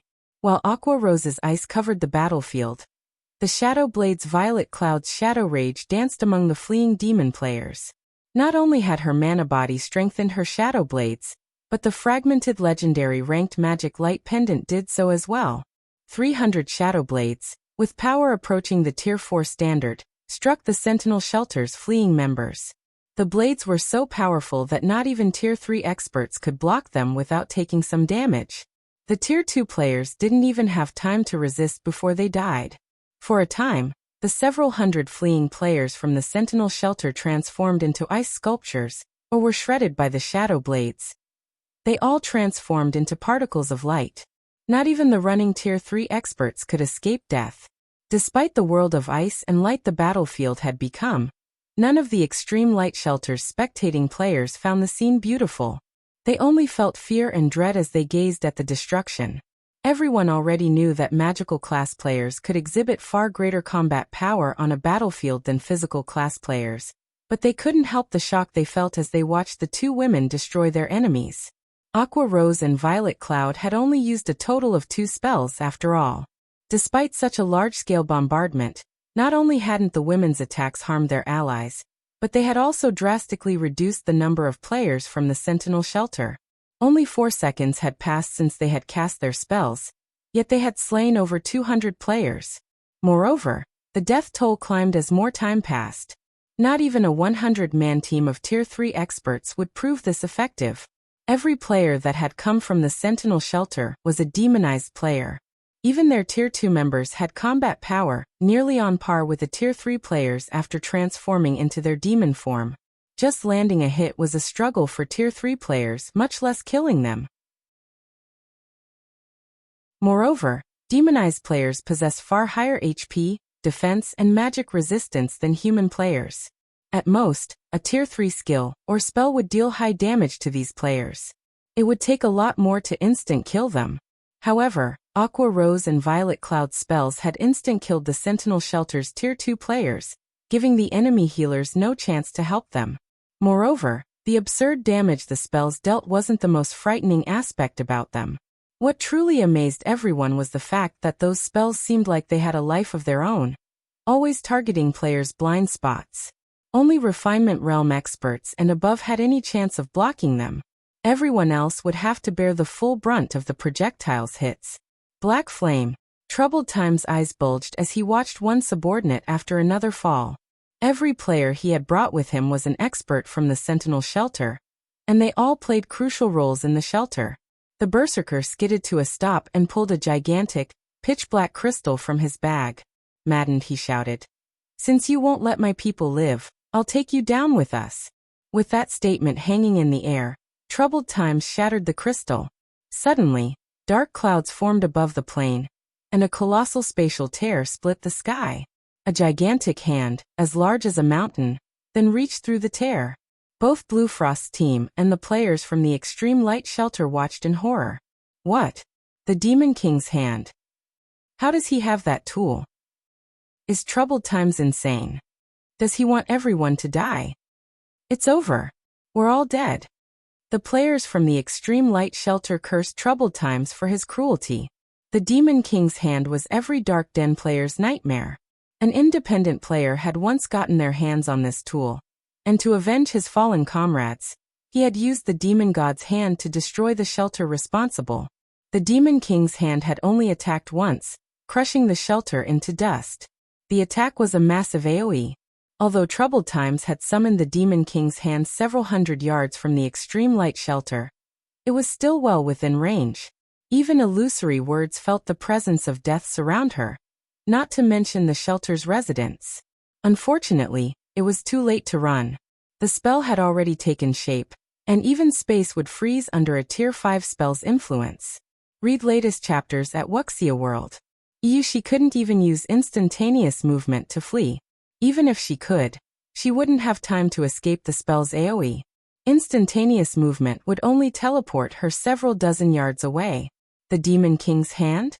Even Shifeng's expression darkened when he saw the descending hand. He immediately activated disintegration power, forcing himself to Tier 4 before he leaped into the air, raising Killing Ray above his head with both hands. Block it. First Sword Light Shadow. Chapter 25:16.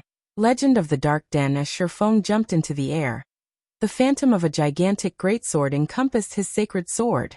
Shifeng swung the ghostly weapon at the descending Demon King's hand, stupefying the spectating players who had begun to despair. Is he really trying to block the Demon King's hand? Graceful Monarch was shocked as she watched Shifeng leap into the air. The Demon King's hand had Tier 5 power. Not even the Extreme Light Shelter's defensive magic array could stop that attack. At this stage of the game, this spell was unstoppable. It was why everyone had been overwhelmed with hopelessness the moment Troubled Times had used the Demon King's hand.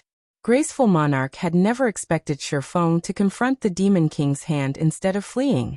The man was simply ludicrous. The only thing anyone could do was shake their head as they watched. No player could hope to block the Demon King's hand attack. Players could only flee for their lives. The moment the Demon King's hand appeared, however, space within several thousand yards froze. Without a high-tiered magic scroll, which could break through frozen space, players could only rely on their own 2 feet to escape. Of course, trying to cross several thousand yards on foot in a few short seconds was a joke. So what if you can suppress the Sentinel shelter? Against the Demon King's hand, you're nothing more than a pest. Troubled Times, shrouded in a black barrier, sneered as Shifeng tried to attack the colossal, pitch-black hand. You'll die alongside the Sentinel shelter's people. The Demon King's hand was his greatest trump card. He hadn't wanted to use it, but he could just let Zero Wing get away with annihilating his team. There was only one way to stop the Demon King's hand. One would have to kill the user before they shattered the black crystal. Once the crystal shattered, not only would the energy within summon the Demon King's hand, but it would also surround the user in a protective barrier, keeping the user safe from the wrath of the Demon King's hand. By the time Troubled Times finished his statement, the Phantom Greatsword had collided with the descending, black hand. The Demon King's hand was the size of a mountain, and although the Phantom Greatsword was quite large, it was little more than a toothpick against the colossal palm. It was utterly insignificant. Boom. The instant the two attacks met, the sky shattered, and a massive spatial tear stretched for several hundred yards. The sound of an explosion echoed throughout the map, and the intense shockwave shoved back the players below, making them stumble. Once the shockwave had passed, The watching players looked up and realized that the gigantic hand had come to a grinding halt, as if it had encountered an invisible wall. Suddenly, a figure shot down from the sky, crashing into the ground like a meteor with enough momentum that the impact created a crater that was several meters deep and over 24 meters wide. Everyone froze in shock. They only snapped out of their dazes after 4 seconds had passed. He did it. He actually blocked it. But that's the Demon King's hand. It's as powerful as a Tier 5 attack. Is he even human? The Extreme Light Shelter's players cried out in shock.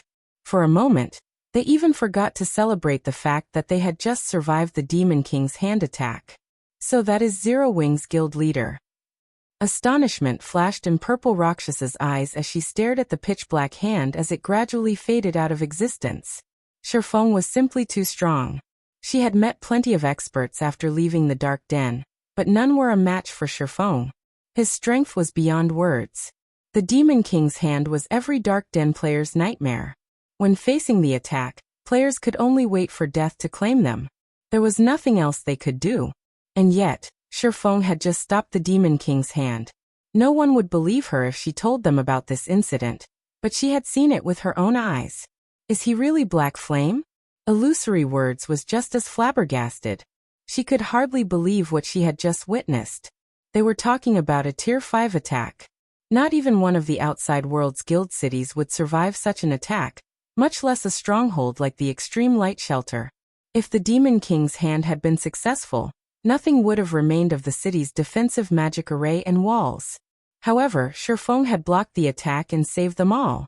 Only the 5 great super guild's true monsters were likely capable of accomplishing such a feat impossible. How can anybody block that thing? Troubled Times was dazed as he watched the Demon King's hand dissipate. His mind instinctively refused to accept the situation.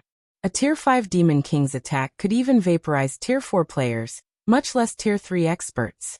It shouldn't be possible for current players to block the attack.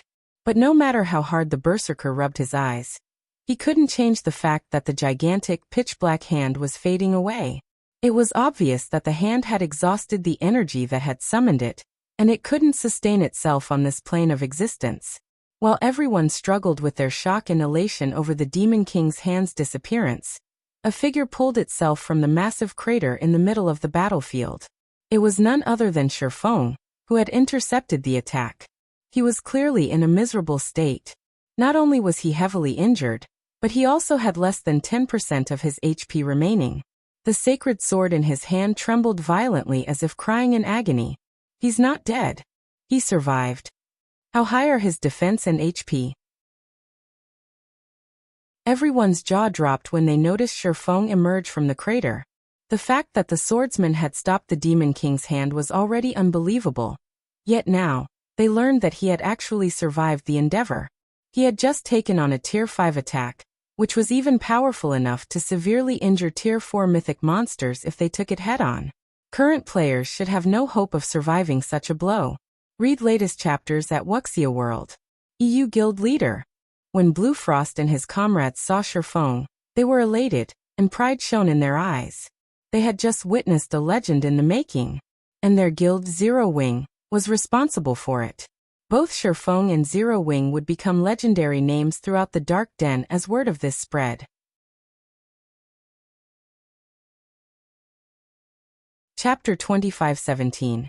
Fame spreads across the Dark Den. Everyone was astounded that Shifeng had survived after countering the Demon King's hand. But the player in question only breathed a deep sigh of relief. Thank goodness the Demon King's hand's power is barely at Tier 5. If it had been stronger, not even Void Shield would have saved me. Glancing at his HP bar, Shifeng realized he had very nearly lost his life. Had an expert with a fully unlocked mana body summoned the Demon King's hand instead of Troubled Times, he wouldn't have even had a chance to resist. In God's domain, magic tools' effects varied depending on the state of a player's mana body. When a player with a locked mana body used a magic tool, its effects would be minimized. But if a player used their mana body's mana to activate a magic tool, they could elevate its power. If a Tier 5 expert had used the Demon King's hand, they would have likely boosted its power to the peak of Tier 5. Fortunately, Troubled Times hadn't unlocked his mana body's full potential yet. With his disintegration armor's help, Shifeng had forced himself to Tier 4. But his strength was nowhere near Tier 5, even after using Holy Annihilation's first sword. At best, his Light Shadow had peaked Tier 4 power. To attack with Tier 5 strength, he'd have to master the second sword, Holy Devour. A large part of the reason for his miserable state was the fact that he hadn't yet perfected Light Shadow. Although he still wouldn't have wielded Tier 5 power even if he had perfected the technique, pushing it to its limits. It only would have saved him from most of the damage he had suffered in countering the Demon King's hand. But that counterattack was his current limit. Even after forcing himself to Tier 4, executing Light Shadow perfectly was practically impossible. Mana techniques weren't like combat techniques. They focused on mana manipulation. With a combat technique, the stronger a player's physique was, the easier it would be to execute. In other words, higher-tiered players had an easier time using their combat techniques. However, the opposite was true for mana techniques. The higher-tiered a player was, they would have access to more mana to control. And as a result, controlling mana became more difficult as players reached higher tiers. Just using Light Shadow at Tier 4 had depleted more than half of his concentration. His consumption rate had been many times higher than when he used the technique at Tier 3. "Since you're done, Commander Troubled, it's my turn." Shifeng snapped, shifting his gaze to the dazed berserker a short distance away. Shifeng hadn't been loud, but when the Sentinel Shelter's survivors heard him, their scalps went numb as fear overcame them. Even Troubled Times' instincts screamed at him to run, and he took an involuntary step back for each step Shifeng took toward him. This swordsman was monstrously strong. The man had actually survived a hit from the Demon King's hand. Troubled Times couldn't even imagine what he could do against Shifeng. Although he knew that Shifeng was on his last leg after countering the Tier 5 attack, and he could probably kill the swordsman with a normal attack, he was afraid. He was even terrified of trying. No one could guarantee that Shifeng didn't have another trick up his sleeve. Moreover, demon players paid a much greater price than human players when they died, especially demon viscounts like Troubled Times. The crowd only gasped as they watched. He can still fight in such a state. Graceful Monarch's mind was blown when she sensed Shifeng's aura, which was growing stronger, not weaker. Even she was confident that she could easily defeat Shifeng in his current state, not to mention the demonized Troubled Times. But when she looked at the swordsman as he slowly approached Troubled Times, her instincts warned her to flee. "Black Flame, I surrender. But don't you dare assume that Sentinel Shelter will just give up. It won't be long before our shelter takes Shelter 1 for our own." Troubled Times growled, mustering some courage. The berserker then pulled an ancient, silver magic scroll from his bag, and activated it without hesitation.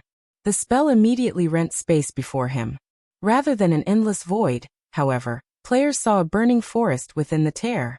They also caught glimpses of a city enveloped in darkness among the burning trees. A boundary breaker scroll? Shifeng was slightly surprised to see the spatial tear. He had never thought Troubled Times would have such a precious scroll. The boundary breaker scroll was one of God's domain's super rare ancient magic scrolls. As long as one had a location's coordinates, they could teleport to that location from anywhere in the game, even from another world or continent. The scroll would even prove effective in frozen space. It was an invaluable tool that players could even use to flee from Tier 5 monsters. Players and powers in the past had even spent 5,000 gold on a single boundary breaker scroll. And even then, very few players had been willing to sell their scrolls. "Just you wait, Black Flame. The next time we meet, your Shelter 1 will fall." Troubled Times promised, sneering at Shifeng. He then jumped through the spatial tear, vanishing from the Dark Denver. Every player from the Extreme Light Shelter and Blue Frost's team was stunned. None of them had expected Troubled Times to escape after his ruthless rambling. Moreover, he had fled without a second thought. Troubled Times was known for his courage in the Dark Denver. If he had the slightest chance of victory, he'd continue to fight to the bitter end. And yet, was that really Troubled Times? His reaction wasn't unusual. If I were in his shoes, I would have fled from the guild leader as well. Not even a Demon King's hand could defeat Black Flame. What could Tier 3 players like us possibly do to him? Black Flame is amazing. With a guild leader like that, Zero Wing will never have to worry about its development. I wonder if Shelter 1's Zero Wing is still recruiting members? If it is, I'm definitely applying. After a brief moment of silence, a commotion erupted throughout the extreme light shelter, as everyone discussed Troubled Time's escape. They also expressed their admiration for Shifeng, and quite a few players, who had been developing in the shelter for some time, began to consider moving their bases to Shelter 1 and joining Zero Wing. Shifeng's presence was even more than enough to deter superpowers from attacking Shelter 1. Furthermore, Shifeng wasn't Zero Wing's only monstrously strong player. If they could learn from these monsters, they'd quickly grow stronger. He still got away in the end? Blue Frost frowned as he watched the spatial tear disappear. Read latest chapters at Wuxia World. Although he was surprised with how decisively Troubled Times had fled, the man's actions had been well within reason. Shifeng's strength had just been that astonishing. There was nothing surprising about how much Troubled Times feared Shifeng, going so far as to run, even knowing that Shifeng had almost no combat power remaining. While almost everyone viewed Troubled Time's ruthless promise as nothing more than an attempt to salvage his reputation, Blue Frost knew that he hadn't been joking. The Dark Den offered demon players an unimaginably advantageous environment. And now that Troubled Times had seen the depths of Zero Wing's strength, he would be absolutely confident of overcoming the guild the next time he attacked. Moreover, the fact that the Berserker had used one precious tool after another proved that a great power supported the Sentinel Shelter. If they didn't deal with this properly, Shelter 1 would face true danger. Escape? Do you think you can flee from me so easily? Shifeng chuckled as he watched the spatial tear finally close. Chapter 25:18. Kill no matter the distance. Have you locked on to him, Fire? Shifeng asked, turning toward Fire Dance a short distance away. Players had many ways of escaping to live another day in God's domain. And when one wanted to hunt a fleeing player, they could rely on tracking scrolls, skills, and spells. Of all of the main classes, the assassin was the most adept at tracking and taking out targets. Once an assassin reached Tier 3 and unlocked their mana body's full potential, their tracking abilities would undergo a qualitative transformation. They could use their own mana to lock onto another player's mana signature. Unlike tracking scrolls, this method didn't add any debuffs to the target, making it nearly impossible to detect. Unless the targeted player could remove the mana the assassin had left on them, they couldn't shake off the tracker. Rest assured, guild leader, my mana is on him. Even if he runs to the edge of the world, I can find him, Fire Dance confirmed, nodding. She had locked on to every Sentinel Shelter member's mana signature, even before she had killed the Tier 3 Shield Warner. Even if Aqua Rose and Violet Cloud hadn't taken action, none of the Sentinel Shelter players participating in the fight had had any chance of escaping with their lives. Guild leader, do you really intend to chase after Troubled Times? The Spatial Tier's destination is a city enveloped in darkness energy. There's a 90% chance that it is in demon players' territory. Those demon players are extremely biased against other races. Even if you manage to make it there, you'll have a hard time reaching Troubled Times. Blue Frost hurriedly interrupted, attempting to dissuade Shifeng from hunting down the Berserker in question. Although Troubled Times still posed a threat to Shelter 1, the Sentinel Shelter would need some time to recover from losing so many of its top experts. Meanwhile, Shelter 1 could use this chance to grow stronger. After today's battle, Zero Wing's fame would spread across the Dark Den, after all, and a large number of players would show up to join Shelter 1. The shelter wouldn't have to worry about its development speed. Once they upgraded Shelter 1 to a large shelter, Troubled Times would have a hard time threatening the shelter. Of course, these players have chosen to be one of Zero Wing's enemies, and I need to ensure that they know the price for doing so, Shifeng resolutely declared. Another time, he might have let the matter slide. But times had changed. As the Dark Den had more contact with the outside world, more superpowers would have designs on the other world. If superpowers wanted to develop in the Dark Den, they'd need a shelter first, but reaping the other world's benefits would take ages if they had to construct and grow a shelter from scratch. Hence, they would try to take over already developed shelters. now that the Sentinel Shelter was the first power to target Shelter 1. He had to teach them a lesson and use them as an example, showing other powers that Zero Wing was not to be provoked. If he didn't act now, more powers would target his shelter in the future. I understand. I'll see to the necessary preparations, but now that the various powers are fighting over the bronze teleportation gates, traveling to the main continent is incredibly challenging. I'm afraid that we'll need some time before we can go after troubled times, Blue Frost said. Blue Frost understood what Shifeng intended when he heard the man's reply. It was clear that Shifeng wanted to make an example of troubled times, but traveling between the Dark Den and the main continent wasn't easy. Thus far, the bronze teleportation gates were the only reliable way to do so, but Shelter 1 wasn't a high enough rank to own such a gate. They would have to borrow a large shelter's bronze teleportation gate. Unfortunately, these gates' available slots were limited, and most had already been distributed. Traveling to the main continent anytime soon wouldn't be a simple task. As soon as Blue Frost finished speaking, however, a crisp, pleasant voice interjected. Guild Leader Black Flame, if you wish to visit the Demon City, I can help you with that.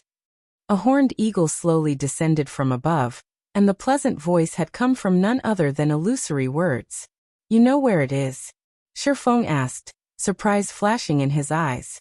He knew that demon players' territories were on the main continent, but they were akin to secret lands. Not only were they incredibly difficult to find, but their locations were also relatively unstable.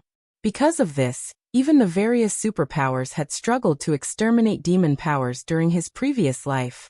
It would be more precise to say that I came from that city, Illusory Word said, smiling. If that's the case, what's your price? Shifeng asked. He doubted that Illusory Words would help him for free. The woman was one of Crimson Emperor's vice guild leaders, after all, and although their two guilds weren't enemies, they weren't friends either. I don't need payment. Consider it Crimson Emperor's attempt to befriend Zero Wing. Illusory Words replied with a smile, shaking her head. All right. As long as Crimson Emperor doesn't provoke Zero Wing will avoid clashing with Crimson Emperor, Shifeng agreed with a nod. I'll have to thank you then, Guild Leader Black Flame. I will report this to my superiors later, Illusory Words said. She breathed a sigh of relief the moment Shifeng agreed to her proposition. Before you go there, however, I must warn you. Demon's Heart, an up-and-coming dark guild, rules over that demon city. The guild had been developing rapidly in the Ten Saints Empire. It's almost like it just appeared out of thin air. Even the super guild Battle Wolves has suffered heavy losses against Demon's Heart. Since Troubled Times has the city's coordinates, I assume that he has quite a close relationship with the Dark Guild. That demon city happens to be Demon's Heart's main headquarters. Demons control the entire map, in fact. The demonic residents target and attack any non-demon player they find. You should avoid exploring too much of the map if you wish to slay Troubled Times. While Illusory Words had explained the situation, Blue Frost, who had initially approved of the hunt, revealed a grim expression. They might not have had an issue if Troubled Times' relationship with Demon's Heart had been only on the surface, but it'd be a different story if he were close with the Dark Guild. Even super guilds had a headache when it came to Demon's Heart. If Troubled Times hid within the Dark Guild's headquarters, trying to hunt him down would be suicidal. Demon's Heart? So that's why he was so confident. Realization dawned on Shifeng. Read latest chapters at Wuxia World. EU Demon's Heart had been one of the 6 great dark guilds in God's domain during his past. The entire guild consisted of demon players, and although it didn't have as many players as other superpowers, every member had extraordinary combat power.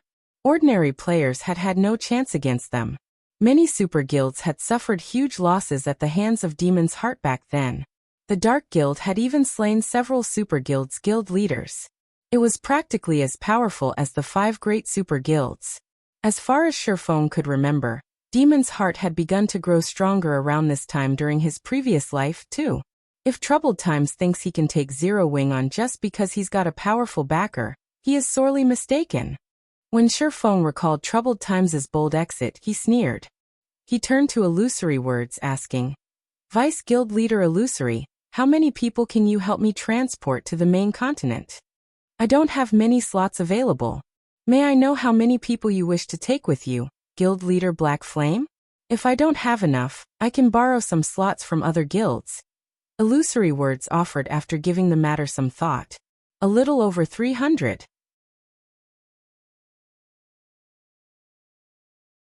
Chapter 25:19. Descending toward demon territory. Over 300? Illusory words could not help but be stunned when she heard how many players Shifeng planned to take with him. As far as she was concerned, Shifeng would be lucky to take 20 experts with him. They were talking about infiltrating demon territory, after all. Not only did powerful monsters wander the map, but there were also many powerful demons and demon players in the area. Human players wouldn't make it to the map without Demon's Heart's permission. Even Tier 3 experts would have a hard time surviving in the map. Once a human player was discovered, they'd be persecuted by an endless number of demon players. Meanwhile, one would have to be stealthy and wait for the opportune moment to strike if they wanted to slay a specific player in the map. Shifeng, however, wanted to take over 300 players with him on his hunt for troubled times. Evading detection in demon territory would be nearly impossible with such a large group. Are you not capable of transporting so many people? Shifeng asked when he noticed Illusory Word's astonished expression. Since he was heading back to the main continent, Shifeng couldn't leave the Hell Legion stuck in the Dark Denver. Moreover, he wanted to make an example of troubled times. If he killed the Berserker off in secret, the man's death wouldn't become the deterrent he wanted. He needed the kill to have enough fanfare that it would prevent other powers from targeting Shelter One in the future. Although demon territories were akin to forbidden lands for ordinary expert teams, his was no ordinary team. It was Netherworld Empires, one of the 5 great super guilds in God's domain, strongest trump card legion. The very idea that the Hell Legion couldn't move throughout demon territory was a joke. It's possible, but I'll need some time. Would you be willing to wait a while, Guild Leader Black Flame? Illusory Words asked after snapping out of her daze. How long will you need? Shifeng asked. I should be able to arrange it within roughly 6 hours. Illusory Words confidently replied. All right. I'll have to trouble you then, Vice Guild Leader Illusory. Shifeng breathed a sigh of relief when Illusory Words said she'd only need 6 hours or so. Fire Dance had used her mana to lock onto troubled times, but the technique wouldn't last long. At most, her mana would remain on her target for 2 days. After that, her mana would leave troubled times, and hunting him down would be almost impossible. Once Illusory Words and Shifeng had finished their discussion, the Vice Guild leader left the extreme light shelter atop her flying mount to see to the necessary preparations. Meanwhile, Shifeng led Blue Frost and the others into the shelter to rest while he waited for Illusory Words to contact him. While they rested in the extreme light shelter, news of Zero Wing's battle with the Sentinel shelter spread like wildfire. For a while, all of the Dark Den was in an uproar over the event. No one had ever thought a player could counter a demon god's hand and scare the Sentinel shelter's strongest expert, Troubled Times, away. While this news spread, word of Shifeng's hunt for Troubled Times shook the Dark Den's various shelters. It was a hot topic among countless players in the otherworld. What? Zero Wing is going to hunt down Troubled Times? How ruthless. But I like it. If Zero Wing succeeds, the Sentinel shelter is as good as finished. That shouldn't be possible. Troubled Times is no fool. Once he discovers a marker on him, he'll just wait in the city until it disappears. Zero Wing won't be able to reach him. That's why the guild is taking over 300 players on the hunt. I bet that Zero Wing won't hesitate to kill him even in a city. Troubled Times is pitiful. With so many experts going after him at the same time, he has no chance of surviving. I don't think Troubled Times will lose everything. I'm sure he'll take all of those experts with him to the grave. It really makes you wonder what Zero Wing is thinking by pulling such a crazy stunt. Zero Wing's generosity equally shocked and confused the Dark Den's players. They had never thought that Zero Wing was ruthless enough to gamble the lives of 300+ experts just to take out a defeated general. Even if Zero Wing succeeded, the guild would suffer massive losses. Lava Valley Demon City, several middle-aged men, one of which was none other than Troubled Times, the commander of the Sentinel Shelter's #1 adventurer team, sat around a table in one of Demon City's high-class bars. "Commander Troubled, the Zero Wing you spoke of is insane. The guild actually plans to come here just to deal with you. It's just 300+ experts. If they dare come to this city with so few players, they'll be wiped out before they even reach the city gates." "I know, right? We're in demon territory. Zero Wing's experts won't even get past the several large adventurer teams in the surrounding area. Even if they're lucky enough to make it here, Demon's Heart controls this city. Even dragons would have to lay low here." When the middle-aged men around Troubled Times heard this, they all laughed. The Sentinel Shelter was no match for Zero Wing in the Dark Den, but it would be a different story in Demon City. Even if Zero Wing's 300+ experts magically appeared in the city, they couldn't touch Troubled Times. Attacking a player in Demon City meant declaring war against Demon's Heart. "Right, Elder Heart, when will Vice Guild Leader Light return?" Troubled Times asked a level 108, Tier 3 Elementalist. "Does he need anything of me? The Vice Guild Leader is currently meeting with an important person, so he told us to rest for now. He's already commissioned the city's large adventurer teams to deal with the Zero Wing issue, rest assured. I doubt you'll even get to see Zero Wing's experts by the time this has been settled." The elementalist named Furious Heart replied, smiling. "The city's large adventurer teams are getting involved?" The news allowed Troubled Times to breathe a sigh of relief. Demon City's large adventurer teams wouldn't be able to harm Shifeng in the outside world. At best, they might take out Zero Wing's other experts, but in demon territory, non-demon players were severely suppressed. They wouldn't be able to use their berserk skills. In other words, the terrifying berserk skill Shifeng had used in the Dark Den wouldn't be available to him. Shifeng would have to face a large number of demon players, and a few that had basic attributes on par with or greater than Troubled Times. While Troubled Times chatted with Demon's Heart's elders, a 5-meter-tall, space-time gate appeared in a volcanic region within the Lava Valley's outer area. Read latest chapters at Wuxia World. Numerous figures burst forth from the gate, and leading the group was none other than Shifeng. "I'm finally back." Shifeng gave a rueful sigh when he felt the familiar mana around him. Sure enough, one can only fully exhibit their full strength in a familiar environment. He couldn't help but feel a little uncomfortable both on the mana-deficient Western continent and in the mana-rich Dark Denver. The instant he returned to his own continent, however, he felt his mana affinity improve. "Everyone's through Guild Leader. What should we do next?" Blue Frost asked Shifeng. He felt a little nervous around the Hell Legion's members, who had concealed their appearances under black cloaks. "Good. Since everyone's here, it's time we pay Demon City a visit," Shifeng declared with a grin. He then had Fire Dance lead the way toward Troubled Times.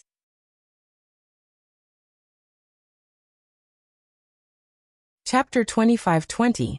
A group of monsters. The moment Shifeng gave the command, the Hell Legion began to move into formation. Once everyone was ready, they boldly marched toward the nearby forest. Illusory Words and her teammates, who had just emerged from the space-time gate, were stunned at the sight. "What do you think is going through Black Flame's mind, Vice Guild Leader?" a Tier 3 male assassin from Crimson Emperor asked when he saw that the Hell Legion had no intention of hiding their movements. The Burning Forest is a main area for demon players, and he decided to go straight through it, rather than around. At this rate, it won't be long before demon players discover his team, and without an invitation from Demon City, every demon player they come across will attack. The Burning Forest served as a natural barrier around Demon City. Not only were all of the forest's monsters above level 100, but almost every level 100+ demon player in Lava Valley grinded in the Burning Forest. Demon players had incredible innate perception. They often noticed normal players long before normal players noticed them. In addition, demon players could earn demon reputation to increase their demon rank by slaying non-demon players of equal or higher levels. This was why demon players were so eager to target non-demon players. Moreover, non-demon players were invaders when in demon territories, and demon players would gain far greater rewards for killing them. Even the Ten Saints Empire's various superpowers didn't dare set foot in the Lava Valley's Burning Forest without a proper invitation. Demon players would avoid conflict with guests of Demon City. Attacking one of the city's guests was akin to declaring war against the city's various powers. Doing that would be disastrous for any demon player developing in Demon City. Of course, Shifeng and his team hadn't received an invitation, and by marching into the forest, they were offering themselves up on a silver platter. It'd be a miracle if they even left the burning forest alive, not to mention reach Demon City. In general, over 100,000 players operated in level 100 maps, and the burning forest was the only level 100 map near Demon City. Far more players would be grinding in the area than in other level 100 maps. I don't know what he's thinking, but I know that the players with him are extraordinarily strong. They may have hidden their statistics and auras with black cloaks, but I can feel that they're all bona fide tier 3 players. Illusory Words said, a hint of fear flashing in her eyes as she watched the Hell Legion march into the forest. In total, Shifeng's group had over 300 tier 3 experts. Not even Crimson Emperor had so many at this stage of the game. Zero Wing has that many tier 3 experts? The male assassin's jaw dropped. Only super guilds had such a large number of tier 3 experts at this point.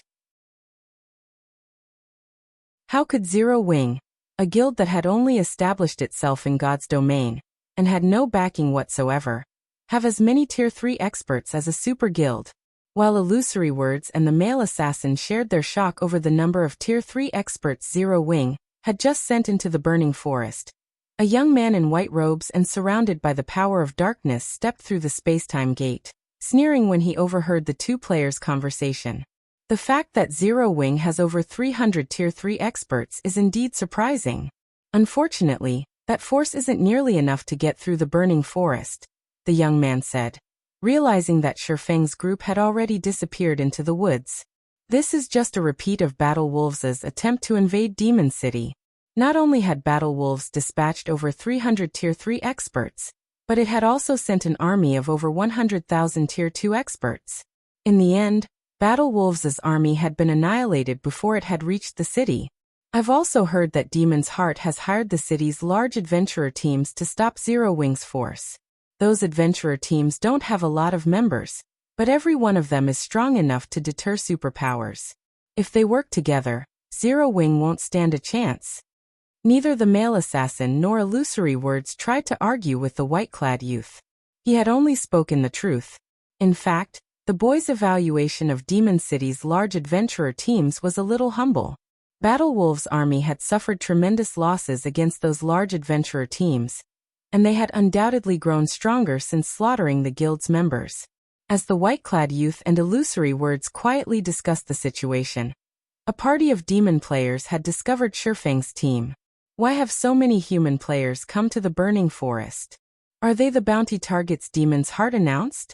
And here I thought Demon's Heart was joking. I hadn't actually thought that these human players would dare enter our territory. Quick! Send word to the large adventurer teams. If we take too long to report this, someone else will and claim the reward. The demon party's members were ecstatic over discovering Shifeng's group. They immediately reported their discovery to the large adventurer teams within the forest. Just as they were about to contact one of the adventurer teams, however, over 100 figures descended from above, landing a short distance from Shifeng's team. They all wore jet black plate armor and wielded standard weapons. They also radiated dense power of darkness, and emitted an intense pressure that even deterred tier 3 experts from approaching. Crap! How is our luck so bad? I didn't know there was a demon patrol squad nearby. I guess we won't get credit for the discovery, after all. When the demon party members saw the figures in black, they could not help but shake their heads and sigh dejectedly. The burning forest was demon territory, and demon squads patrolled the area. Every one of these squads consisted of up to 3 tier 4 great demons, and 100 tier 3 advanced demons. They also maintained a 10-level gap above Demon City's mainstream players. They weren't a force players should take lightly. These demon patrol squads were a large part of the reason that the Battle Wolves' crusade on Demon City had failed before it had even reached the city gates. Now that one of these squads had discovered Shifeng's team, annihilation was almost certain. Furthermore, these demons had wings and were capable of flight. Even if Shifeng's group could fly, they wouldn't escape. Read latest chapters at Wuxia World. The watching demon players expected Shifeng's group to turn and flee, but they didn't. Rather, they took the initiative to charge at the demon patrol squad as if they had just found their prey. The Guardian Knight leading the charge bashed his shield into one of the level 115, Tier 4 great demons, which subsequently lost its balance and stumbled half a step back. That Guardian Knight's strength was unbelievable. A 3-meter-tall man and his emaciated companion proceeded to pin down the other 2 Tier 4 great demons. The Tier 3 advanced demons wanted to help, but other members of Shifeng's team got in their way. Shifeng's team suppressed the demon patrol squad, which normally had an overwhelming advantage over players. The demons struggled against the players attacking them, unable to cooperate while their HPs visibly plummeted. In less than 30 minutes, the entire demon patrol squad had been eliminated. Not a single demon had escaped with its life.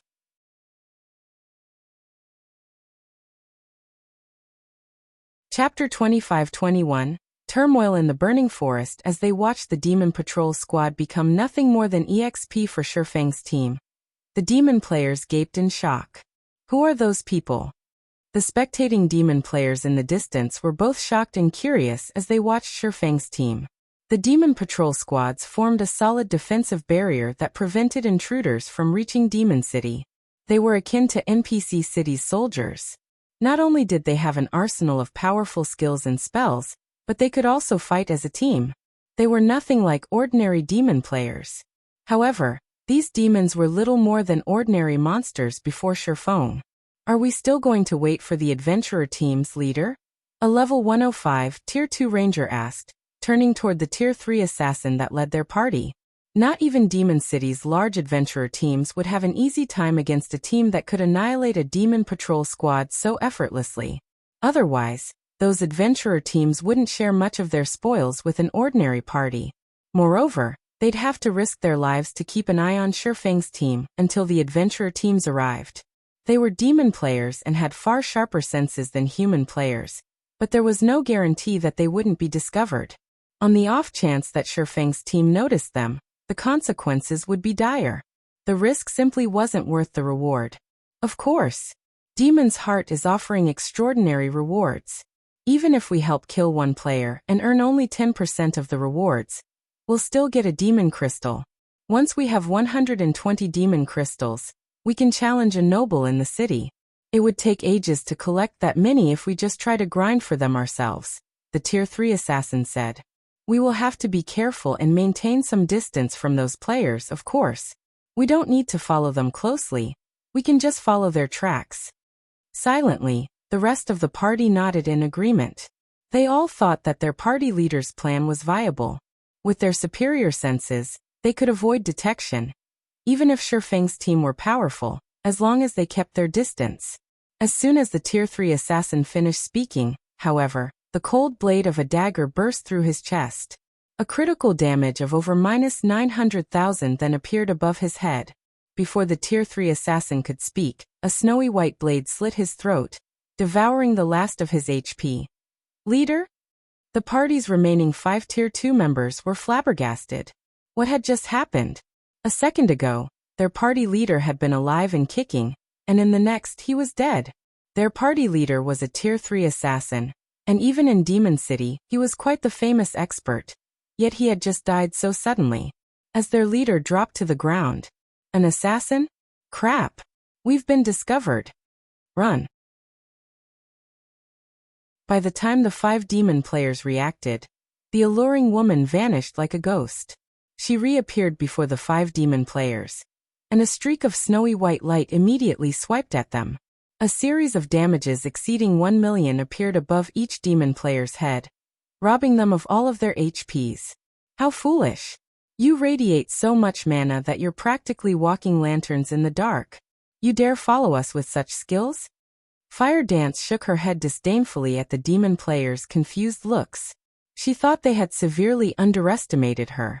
What Fire Dance didn't know is that in this era, when Tier 3 players were still extremely rare, everyone busily researched how they could best use their Tier 3 skills and spells.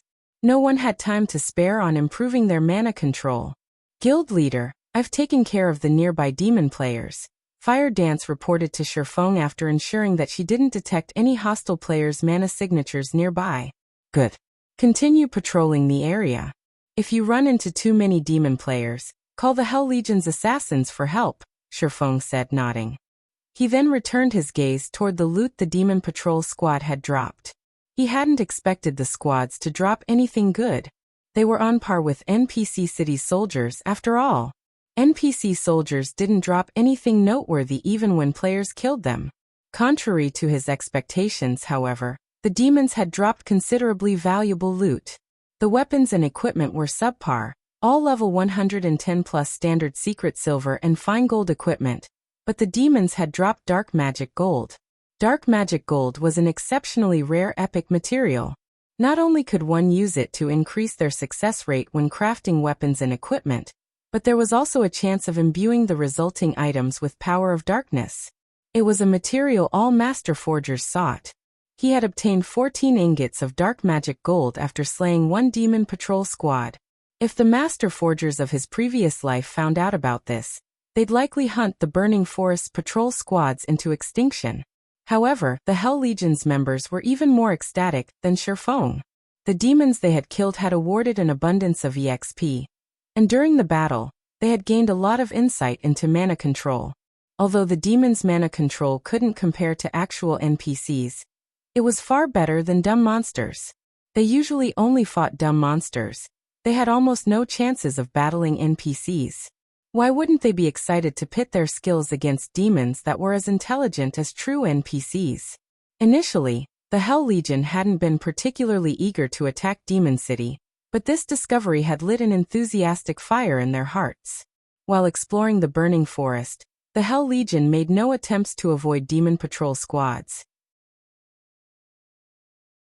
Instead, they actively started to search for them. Meanwhile, elsewhere in the Burning Forest, a 1,000-man team assaulted a monster nest under the protection of a level 110 mythic boss.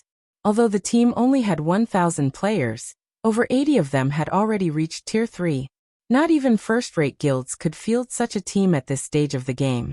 The several players leading the team easily suppressed the mythic boss, allowing the rest of the team to deal with the Great Lords and Grand Lords. Excellent. The monsters that ran ahead have been taken care of. All Tier 3s attacked the boss. A valiant, level 108 man in black robes and wielding a golden staff shouted as he fought the mythic boss. The 80-plus Tier 3 experts suddenly turned away from their targets, shifting their attention to the nest's boss. In less than 6 minutes, the mythic boss, which nearly everyone feared at this stage of the game, collapsed, dropping a pile of loot around its corpse. Although the independent teams watching from afar were tempted by the large number of items the mythic boss had dropped, none of them dared to steal the loot. The adventurer team raiding the monster nest was one of Demon City's large adventurer teams. The small organization was only inferior to the city's 2 guilds. Anyone that tried to steal from that adventurer team shouldn't dream of surviving in Demon City for long. Commander Black Blind Man just sent a message stating that his party has discovered Demon's Heart's targets. A level 107, Tier 3 assassin quietly reported to the valiant man leading the team. They're already here? The valiant man grinned. Notify everyone. We'll head that way immediately. Black Blind Man is a cunning bastard. There's no way he stopped after notifying our team. If we take too long, there won't be anything left. Black Blind Man also warned that these players are incredibly strong. They actually had the upper hand over a demon patrol squad, the Tier 3 assassin said. They overpowered a patrol squad? I suppose they must be powerful. It's no wonder why Demon's Heart has offered such an excellent bounty, the valiant man said, nodding. Where are the targets now? He was very familiar with the Demon Patrol squad's strength. No ordinary 100-man Tier 3 team could take them on. Read latest chapters at Wuxia World. I don't know. The Tier 3 assassin awkwardly replied. Didn't Black Blind Man follow them? The valiant man asked curiously. He was also very familiar with the player known as Black Blind Man. Not only was the man powerful individually, but he was also one of the top-ranked assassins in Demon City. There was no way Black Blind Man would forego an opportunity like this. He's dead.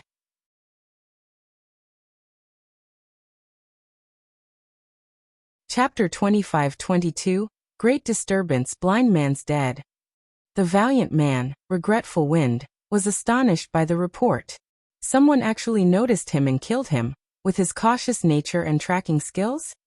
Black Blind Man was a relatively well-known assassin in Demon City, and his sharp senses were particularly outstanding.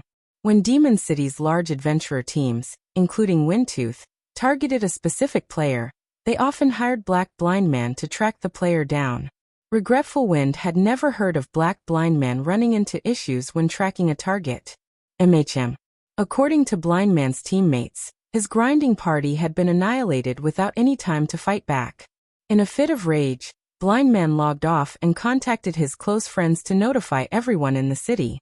He wants Demon City's players to ambush the people who killed him, the Tier 3 assassin said, nodding.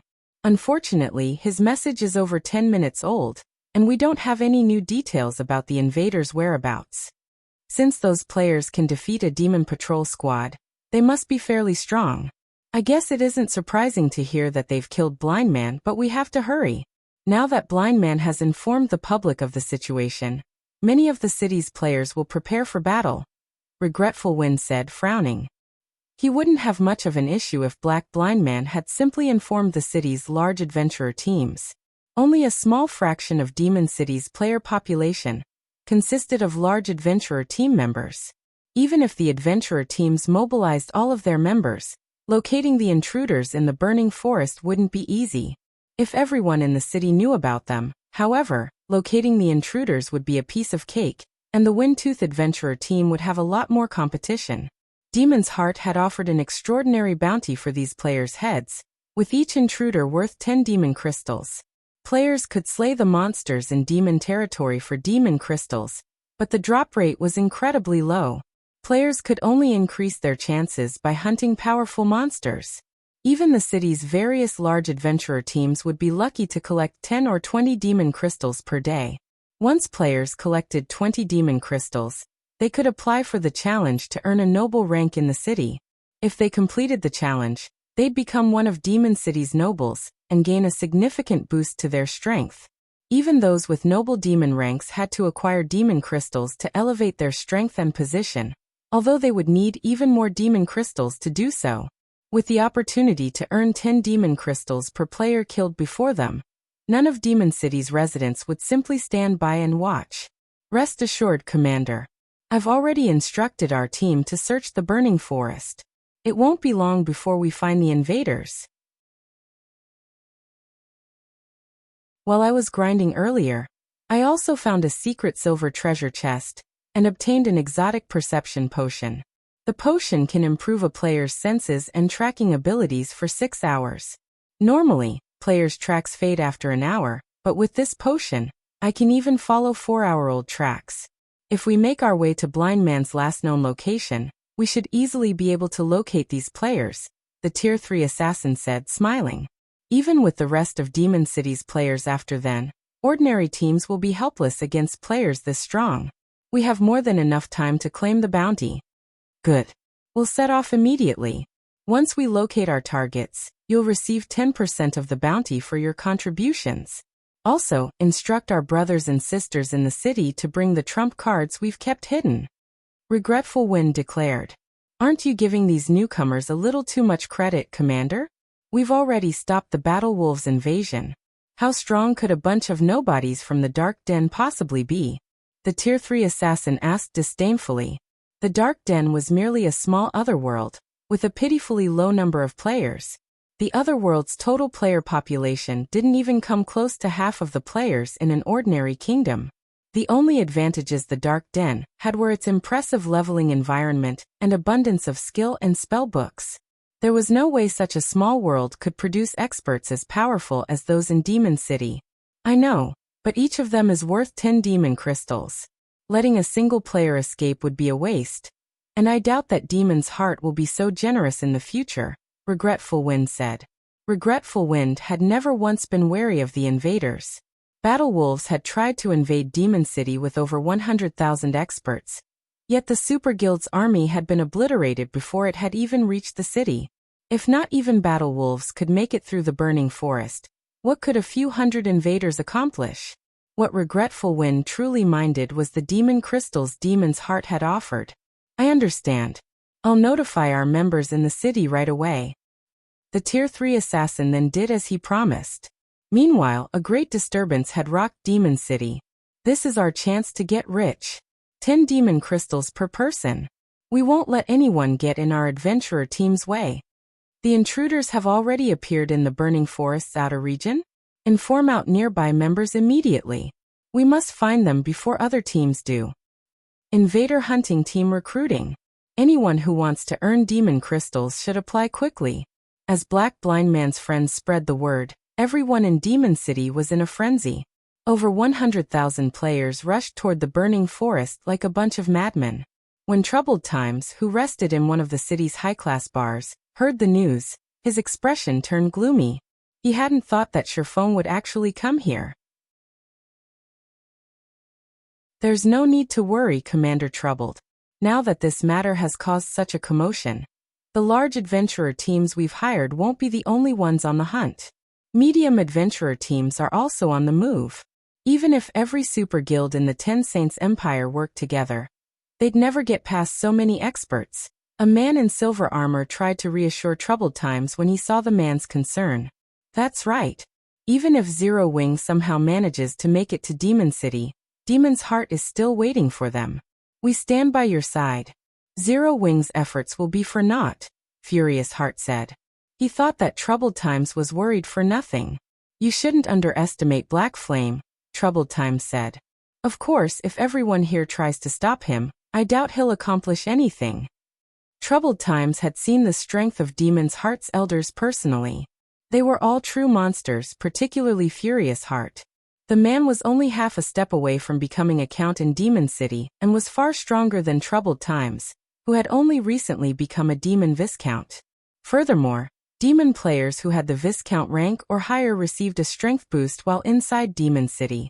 While Demon City's players discussed Sherfone and his invading team, several thousand Windtooth members arrived in the Burning Forest's outer region. Commander, I've found traces of their battle, and the tracks are still fresh. They should be nearby, the masked, Tier 3 assassin excitedly reported as he examined the lingering traces Sherfang's team had left behind. Read latest chapters at Wuxia World. You good. Proceed according to plan, everyone. Regretful Wind commanded, instructing his team to prepare for battle. These players began to follow the Tier 3 assassin's lead while suppressing their auras to the best of their ability to avoid detection. As they followed Sherfang's tracks, they encountered Demon Patrol Squad corpses. 100, 200, 300. By the time Windtooth's members had crossed 3,000 yards, they had found more than 1,000 demon corpses, and the freshest had been from a patrol squad with over 200 demons.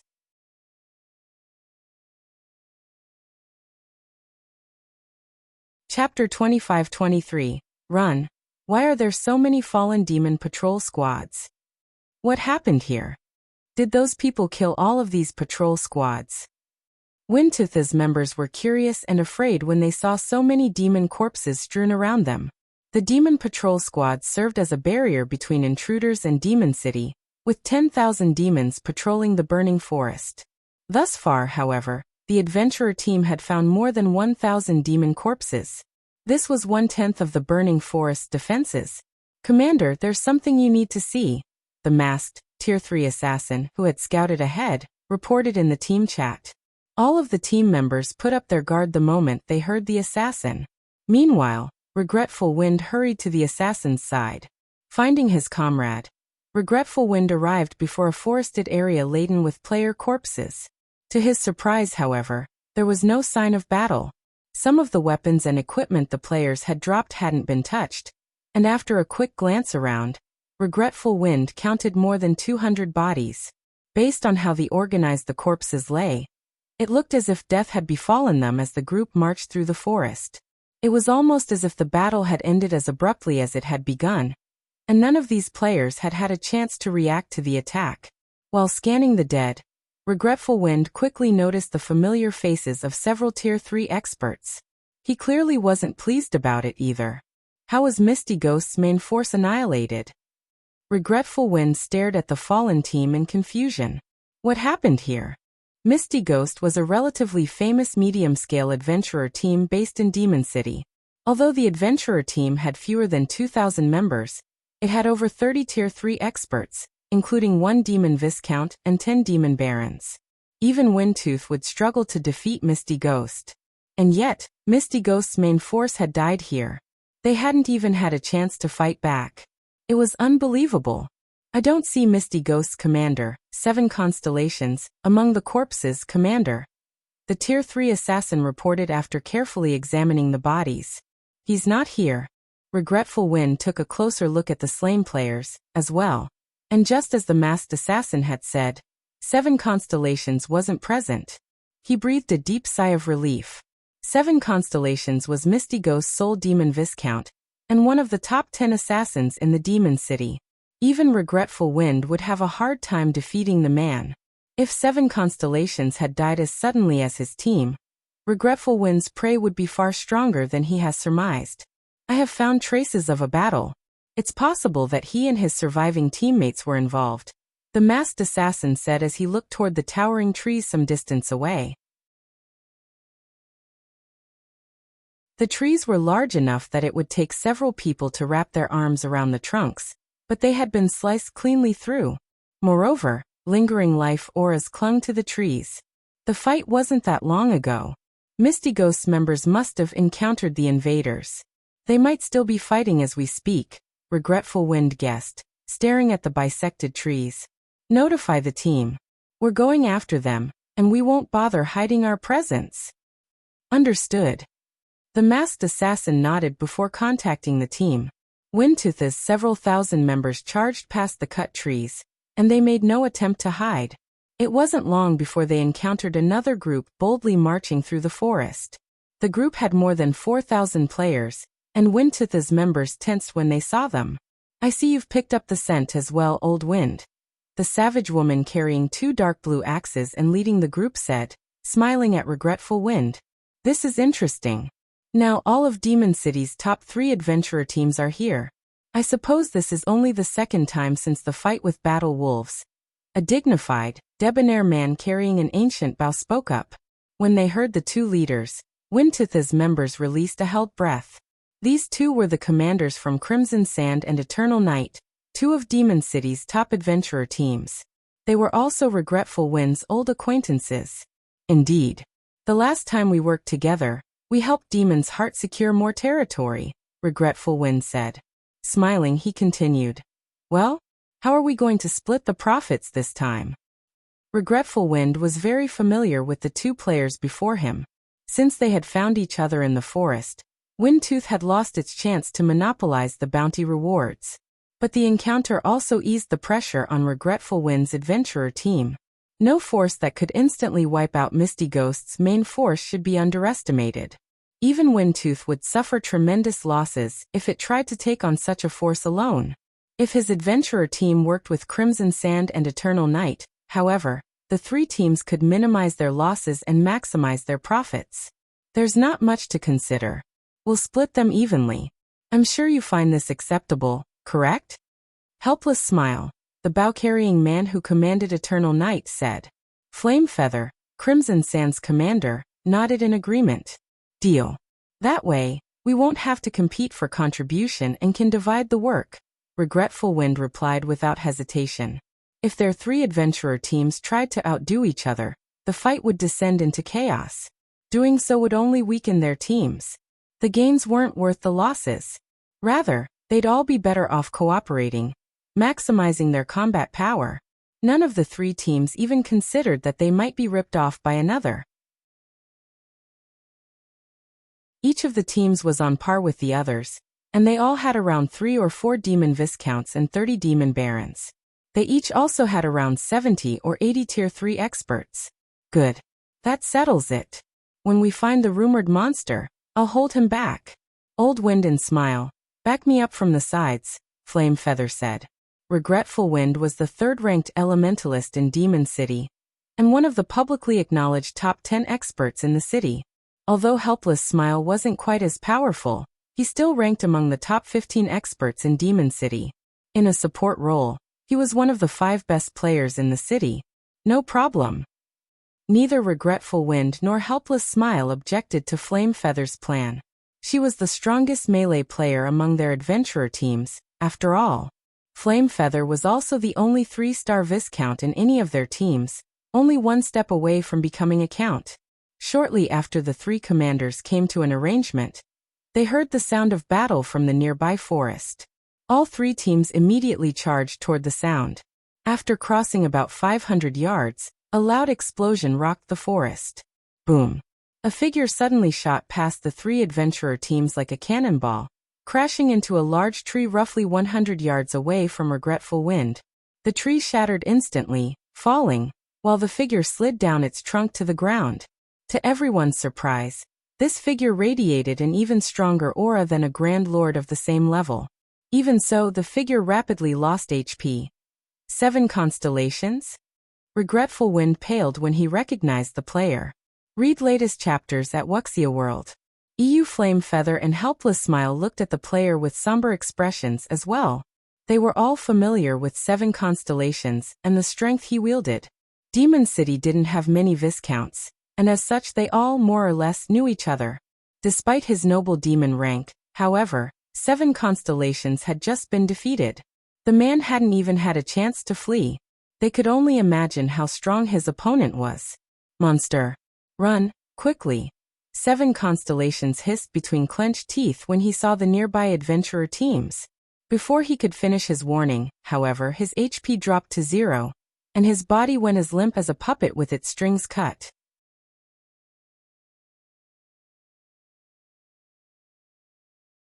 Chapter 25-24, She is the Monster? The 3 adventurer team's members were senseless when 7 constellations died. A monster, huh? Regretful Wind frowned, contemplating 7 constellations' dying words.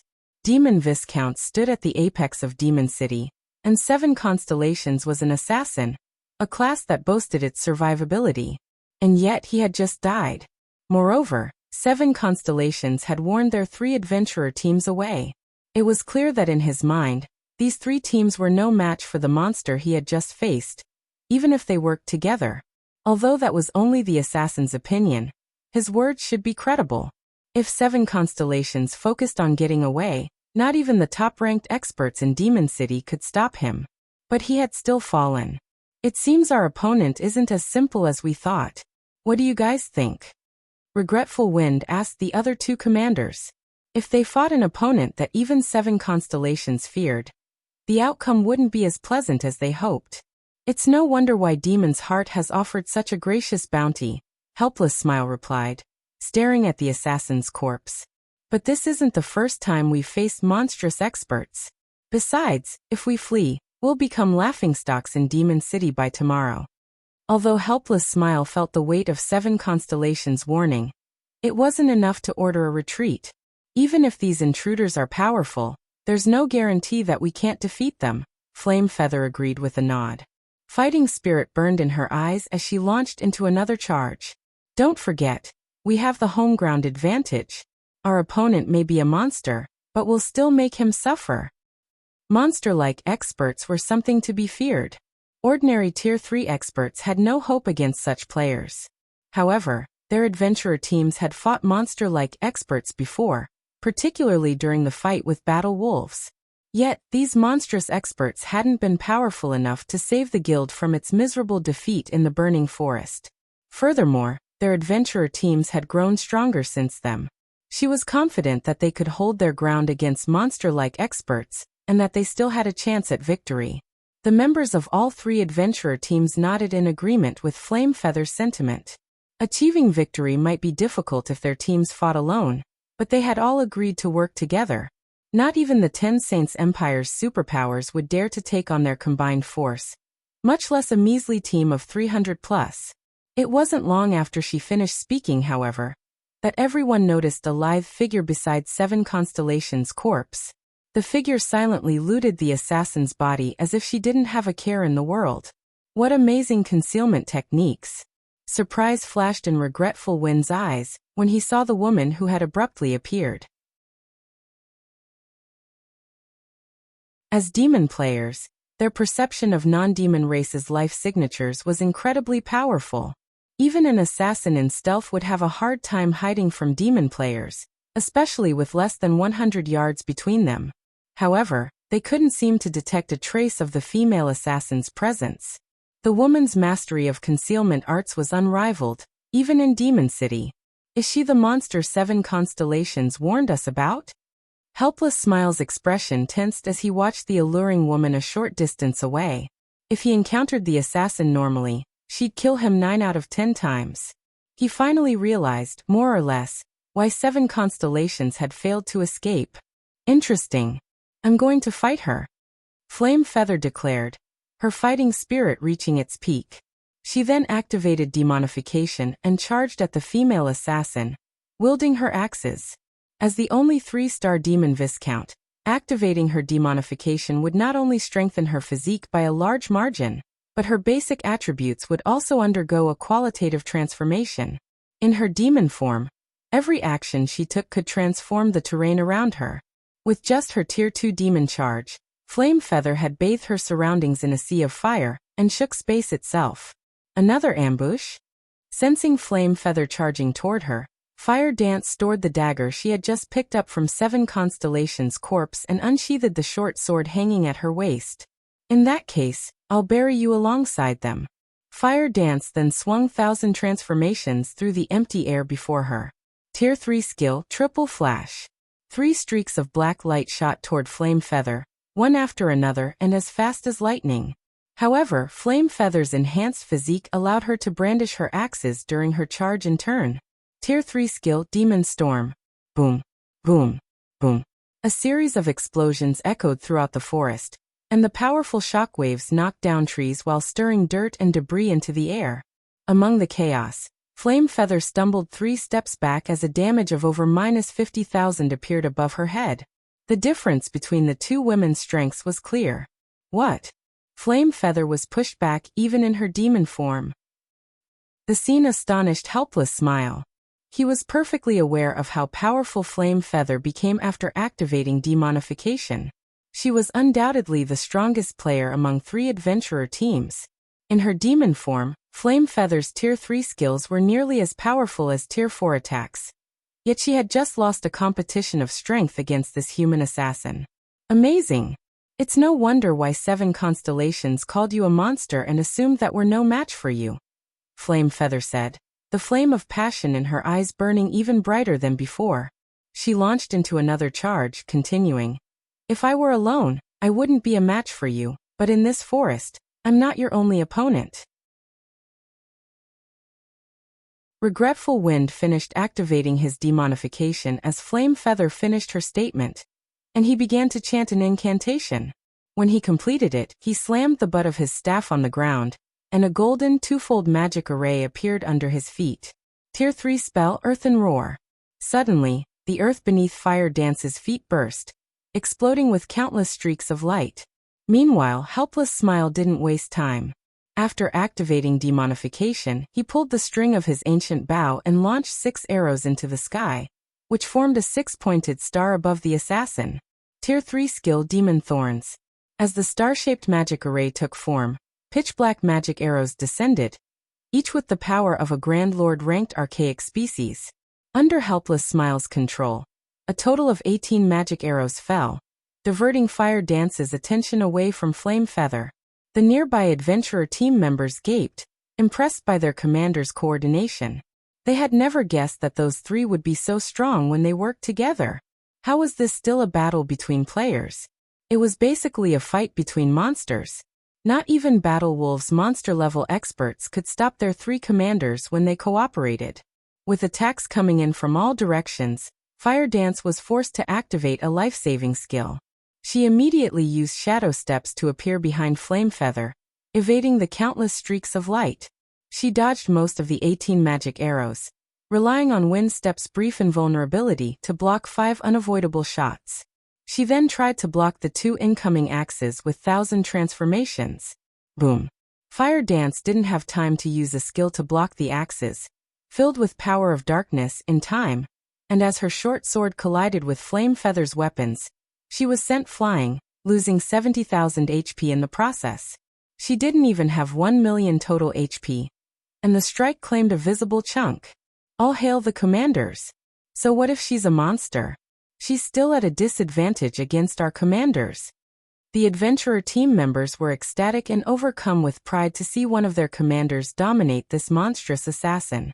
The various superpowers monster-level experts were a nightmare for adventurer teams like theirs. Although their teams had defeated Battlewolf's monstrous players, that had only been possible because of Demon's Heart's help. To be precise, their 3 adventurer teams had merely played a support role. However, their teams now had the strength to deal with monster-level experts, too. Now that she's alone, we can't let her escape.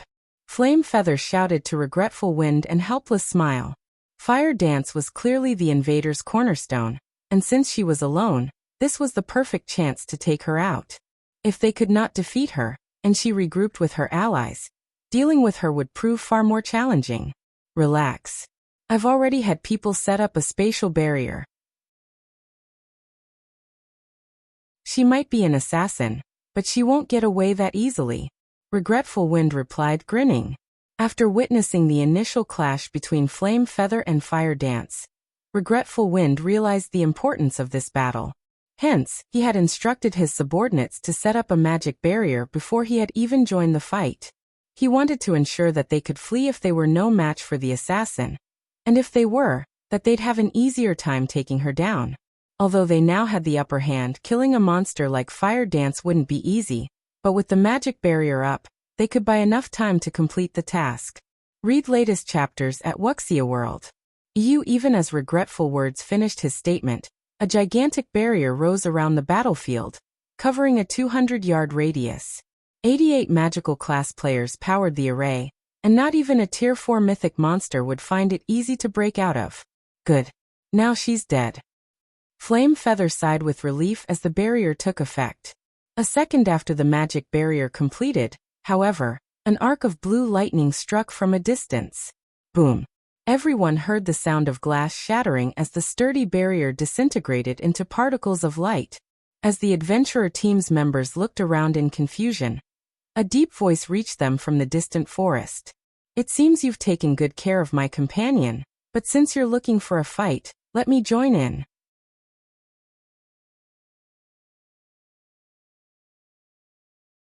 Chapter 25-25.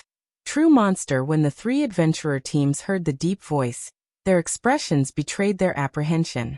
The 3 commanders were particularly tense as they continued their fight against Fire Dance. There's more than one monster? Regretful Wind's expression hardened while he watched the magic barrier fade away. 88 magical class players had powered that barrier. It should even withstand quite a few attacks from a mythic monster. And yet, that barrier had just shattered after a single attack. Another monster-level expert among the invaders was the only possible explanation. And this newcomer definitely had the strength of mythic monsters. He should be even stronger than the female assassin they currently faced. A single team has 2 monsters? Who are these people? Helpless Smile growled, frowning. He had never expected the invaders to have more than one monster-level expert. The 3 of them were already having a rough time trying to suppress Fire Dance. If another expert of her caliber joined the fight, they'd be in trouble. So what if there's another monster? Why should we fear them? Resolutely, Flame Feather reminded her comrades, don't forget that we have over 5,000 players, including 7 more demon viscounts and nearly 100 demon barons. What is one extra monster compared to our forces? The only reason the 3 commanders had attacked was to gauge how much they had improved since the war with Battle Wolves. Furthermore, ordinary Tier 3 experts would only get in their way in such an intense battle. If they had to face 2 monsters, however, the members of their adventurer teams could keep the second one busy. Even if their teams couldn't kill the other monster, they could buy enough time for the commanders to finish off Fire Dance. Eventually, their adventurer teams would secure victory, even if some of their members died. That's right. However, it seems we'll incur some losses in this operation, Helpless Smile said, nodding. He then gestured to one of his subordinates in the distance and said, Blue, lead our main force members to stop the other monster. Try to buy as much time as possible. Understood. The Tier 3 shield warrior Blue Sea responded. Mandala, take your group and go with them. Flame Feather ordered a Tier 3 Dark Druid on her team. Poison, I'm giving you command of our members, Regretful Wind shouted to the masked assassin named Poison Heart. If worst comes to worst, use that. Just make sure that you keep the second monster away from us for now. Are you sure that I can use it? Poison Heart instantly grew excited upon receiving permission from his commander. I promise, he won't get anywhere near you. Overhearing the order, both Flame Feather and Helpless Smile glanced at Regretful Wind in astonishment. What? Old Wind, you were the one who bought that thing during the last intermediate auction? Flame Feather blurted. There was only one item she could think of that could easily deal with monster-level experts, and it was one of the items that had appeared in the last intermediate auction in Demon City's auction house. Satan's Remnant Soul. That item was a true treasure. It would allow a player to transform into a Tier 4 Great Demon for a short time. Players would also have access to all the skills and spells in a Tier 4 Great Demon's arsenal. Satan's Remnant Soul's only flaw was its short, 30-minute duration. Even so, every demon player in Demon City had gone crazy over the item. Aside from the strength boost, Satan's Remnant Soul granted players better control over Power of Darkness, albeit temporarily. This experience would be immensely helpful when players took the challenges to increase their demon ranks. Just having a Satan's Remnant Soul in one's bag was a major deterrent for the city's various major powers. No power or adventurer team wanted to incur the wrath of a Tier 4 Great Demon. After all, when the Satan's Remnant Soul had been put up for auction, Demon City's various major powers had bid for it like madmen. Moreover, the seller didn't accept coins but demon crystals, which were the standard form of currency in Demon City's intermediate auctions. In the end, someone had purchased the Satan's Remnant Soul for an astronomical sum of 1,000 demon crystals, but the buyer hasn't revealed their identity. The mystery of who now owned the item had been a hot topic among the city's major powers. Even Helpless Smile flashed Regretful Wind a surprised look. He had never dreamed that Windtooth had hidden such a powerful trump card. If Eternal Night had clashed with Windtooth, the consequences would have been dire for his adventurer team. That being said, he had to admit that he was glad to work with Windtooth right now. I dug up practically everything we had to win it, Regretful Wind proudly confirmed. I had wanted to save it for a fight against a superior mythic, but I don't mind using it to annihilate these invaders. I will say this, however. Any invader Poison Heart kills belongs to Windtooth. Since you're willing to go to such lengths, we won't take advantage of you. Don't worry. Helpless Smile agreed, nodding. That's right. We won't ask for any loot from an invader the Great Demon slays. I'd be even happier if the Great Demon takes care of the two monsters, Flame Feather said, laughing. She had been confident that the three of them could defeat Fire Dance eventually with the magic barrier to back them up. But now that the barrier had fallen, they wouldn't be able to stop the assassin if she focused on fleeing. This battle would go much smoother if Poison Heart could take care of the two monstrous invaders. In the fields, monster-level experts posed an extraordinary threat, especially if they had no qualms with hit-and-run tactics. They were an absolute nightmare to deal with. That's reassuring, Regretful Wind said. He then turned toward Poison Heart and said, Since the two commanders have agreed, use it, Poison. The Satan's Remnant Soul was precious, and there was almost no chance that another would go up for auction, but obtaining the monster-level experts' weapons and equipment would make it a worthwhile transaction. The superb quality of their weapons and equipment was a large part of the reason that monster-level experts were so much stronger than peak experts. He could likely earn back the cost of using the Satan's Remnant Soul, with just one of their weapons or equipment pieces, possibly even more. Poison Heart was elated as he pulled a black bottle from his bag and started to remove the seal. He had hoped he could use the Satan's Remnant Soul to help him become a 2-star Viscount, but because the item was so valuable, he didn't want to use it solely for his promotion. He had wanted to save it until he could use it to kill 2 birds with 1 stone, which was why the item had remained in his bag for so long. Now that he had found the perfect opportunity, he wouldn't hold back. Once Poison Heart had removed the seal, he doubled in size, and 2 pairs of jet black wings, enveloped in fire, grew from his back. So strong. So this is the power of a Tier 4 Great Demon. Poison Heart exclaimed as he felt an immense power course through his veins. So much strength. Absolute power. This omnipotent feeling was intoxicating. Sure enough, a great demon is truly awe-inspiring. Poison can now likely slay all of the intruders without our help. Helpless Smile said. He couldn't help but feel a little jealous as he gazed at Poison Heart's new form, and sensed the assassin's intense aura. Poison, I'll leave the rest to you. Remember, you need to finish this battle quickly. We won't be able to hold on for long. Regretful Wind shouted to his subordinate before casting another spell against Fire Dance. Leave it to me, Commander. I'll make sure they all die. Poison Heart declared. He flapped his wings and flew straight toward the source of the deep voice. He was so fast that the team's Tier 2 demon players didn't even have time to react. So fast. These invaders are dead now. The 3 adventurer team's members were astonished when Poison Heart vanished in the blink of an eye. Some of them even pitted Shurfang's team. Even working together, their teams wouldn't have been a match for Shurfang's people if they had attacked before the Battle Wolves crusade. But after that fight, they had gained a bountiful harvest that had helped them undergo qualitative transformations. Now, with the great demon Poison Heart by their side, they were all confident that their teams could repel Battle Wolves' army by themselves, let alone a laughable team of 300+ experts. What a pity. It seems your companion is doomed, Flame Feather said, grinning as she brandished her axes at Fire Dance. I think you're the one that should pray for your friend. Fire Dance rolled her eyes at the other woman. I think you've misunderstood something from the very beginning. Misunderstood? And what would that be? Flame Feather asked curiously. I'm not responsible for killing that assassin. In fact, I hadn't even seen him before looting his body, Fire Dance said. I only came to collect the items. The 3 commanders immediately paled. What do you mean? You didn't kill 7 constellations? Read latest chapters at Wuxia World.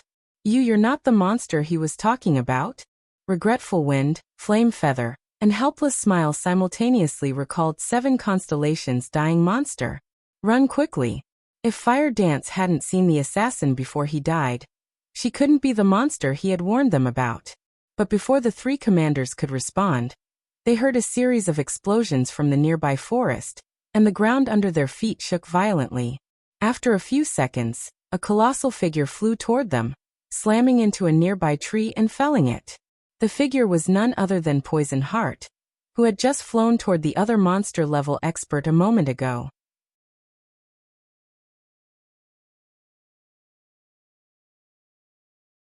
Chapter 25-26. Despair of 3 adventurer teams. Poison. Regretful Wind was shocked when he saw Poison Heart's miserable figure lying at the base of the collapsed tree. Right now, the assassin was a bona fide Tier 4 being. He was even stronger than Tier 4 players.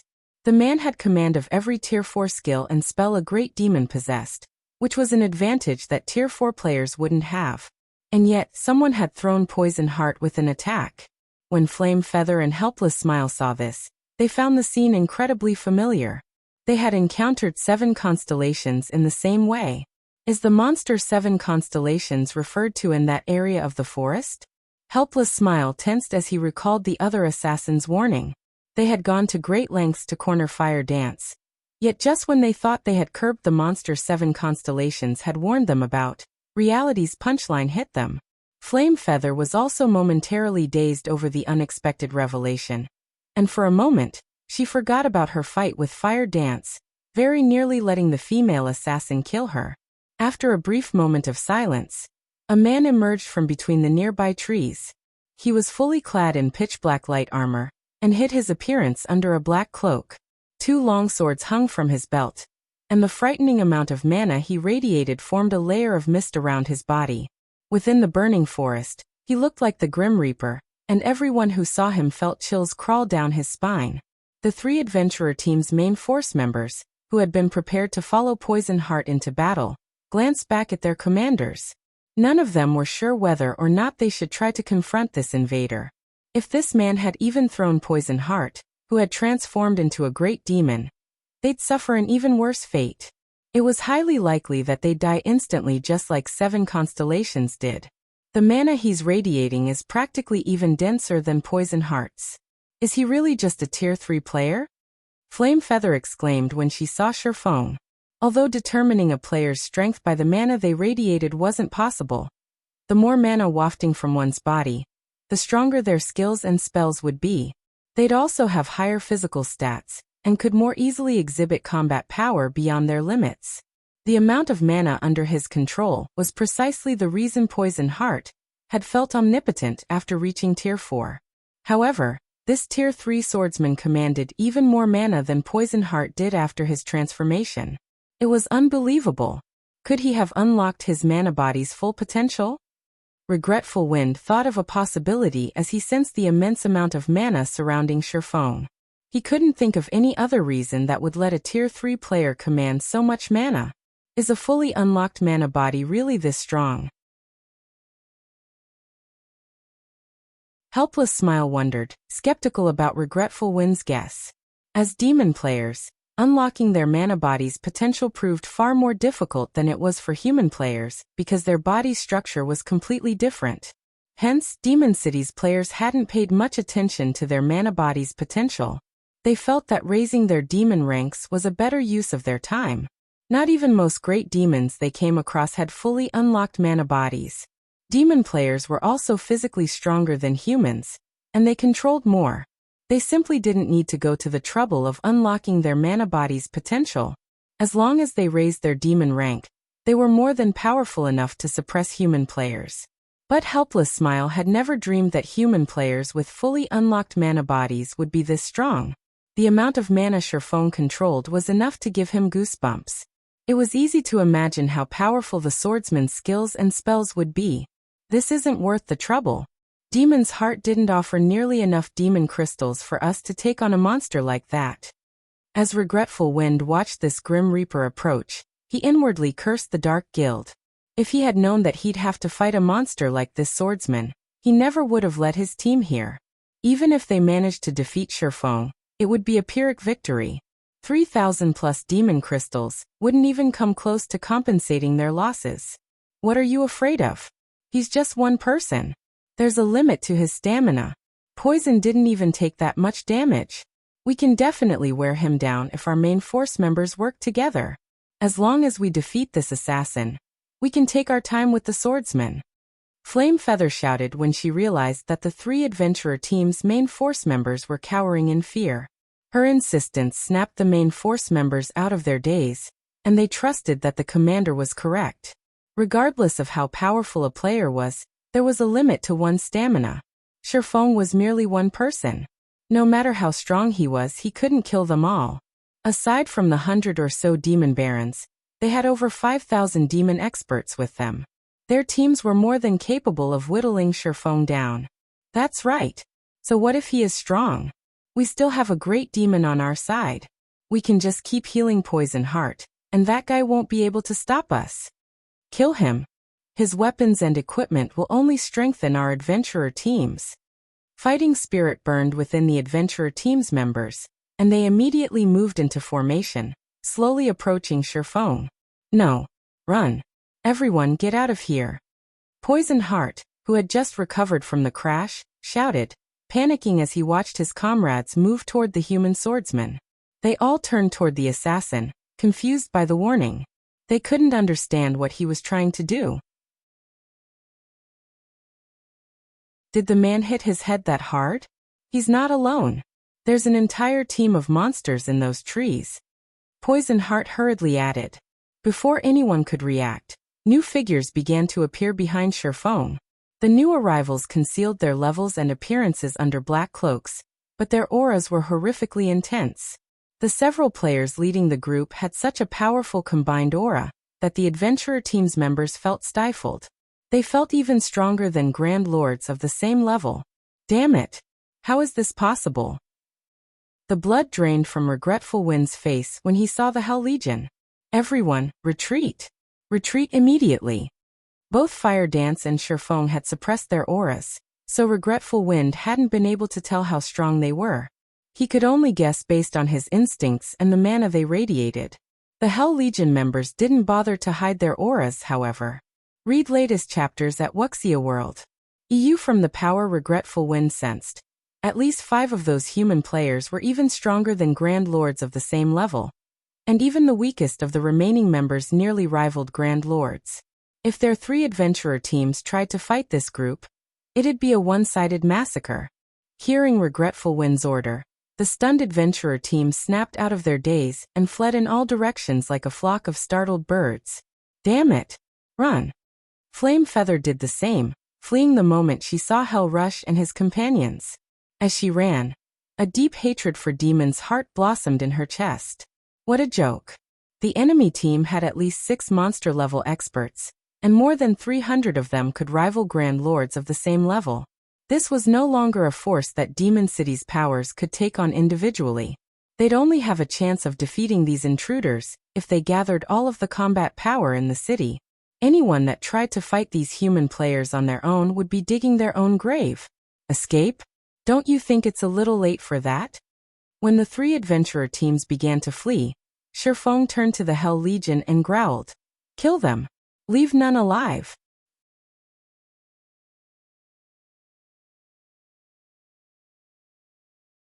Chapter 25-27. Sweeping victory. As soon as Shifeng gave the command, the Hell Legion pounced on the fleeing demon players like ravenous tigers. Although demonized players' physiques and basic attributes were superior to ordinary human players, and they could run much faster than humans, the Hell Legion's members were among the best in Netherworld Empire. Moreover, they had some of the best equipment available in God's domain at this stage of the game. Including their special bloodline, their basic attributes were even higher than the adventurer team's demonized members. The Hell Legion's experts caught up to the fleeing adventurer teams in no time at all. Damn it. They're too fast. You think you can bully me? I'll fight you to the death. I refuse to believe I can't defeat at least one of you.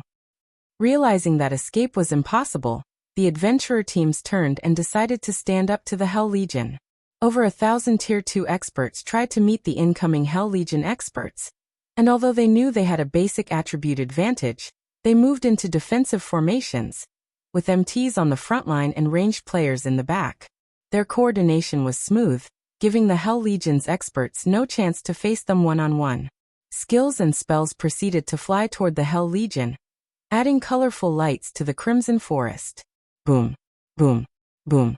As the attacks landed, countless explosions echoed throughout the forest, and thick smoke filled the area as if it had just been bombed from above. Trees caught in the crossfire were blown to smithereens. You guys might be powerful, but I refuse to believe that you can take so many attacks without taking damage. The 3 adventurer team's attacking members looked smug when they saw that they had transformed part of the forest into an empty flatland. They also grew more confident about facing the Hell Legion. When they usually worked in teams of 100 or less, they were helpless against peak experts, but with over 1,000 players attacking in formation, they could launch a continuous assault on a single point. The Hell Legion members shouldn't think they could approach so easily. Before the adventurer teams could celebrate, however, the Hell Legion's members emerged from the cloud of smoke. Not one of the human experts had lost a single HP after the bombardment, much less suffered any severe injuries. Their steady advance seemed like those attacks had meant nothing to them. How is this possible? The 3 adventurer team's offensive members were stupefied. Even peak experts would have to take cover against their frenzied attacks. Yet these experts continued to advance like nothing had happened. They hadn't pushed them back in the slightest. In fact, the Hell Legion was even closer now. The adventurer team's main force members, who had long since fled, shook their heads at the scene. How can anyone think those experts would be so easy to defeat? Players that hadn't yet reached Tier 3 simply couldn't understand how terrifying Tier 3 players were. That bombardment wouldn't even have damaged the adventurer team's Tier 3 players, much less the Hell Legion. With the extraordinary physique and basic attributes Tier 3 players had at their disposal, evading most Tier 2 players' skills and spells was a piece of cake. Even if they couldn't dodge the more flexible and accurate attacks, they could block them. Without tremendous power, Tier 2 players would have an incredibly hard time dealing damage to a Tier 3 expert. At worst, they'd only lose some stamina and concentration. In an instant, the Hell Legion's experts arrived before the adventurer team's frontline MTs. Streaks of light struck the MT's vitals, dealing hundreds of thousands of damages and plundering all of the MT's HPs. From afar, it looked like the MTs had been cursed as they fell, one after another. Over 1,000 experts from the 3 adventurer teams had fallen in just a dozen or so seconds. The remaining players, who had pondered staying for the fight, gasped. They had already known the difference between the two sides' combat power was massive, but they had never dreamed that it would be this huge. Every player that had chosen to fight had fallen in the initial clash. Only the adventurer team's main force members weren't surprised. In truth, the Hell Legion didn't just have incredible basic attributes. Their combat standards were also absurdly high. Unlike Sherfeng and Fire Dance, the Hell Legion's experts made no attempt to hide their combat standards, which made it easy for the main force members to notice.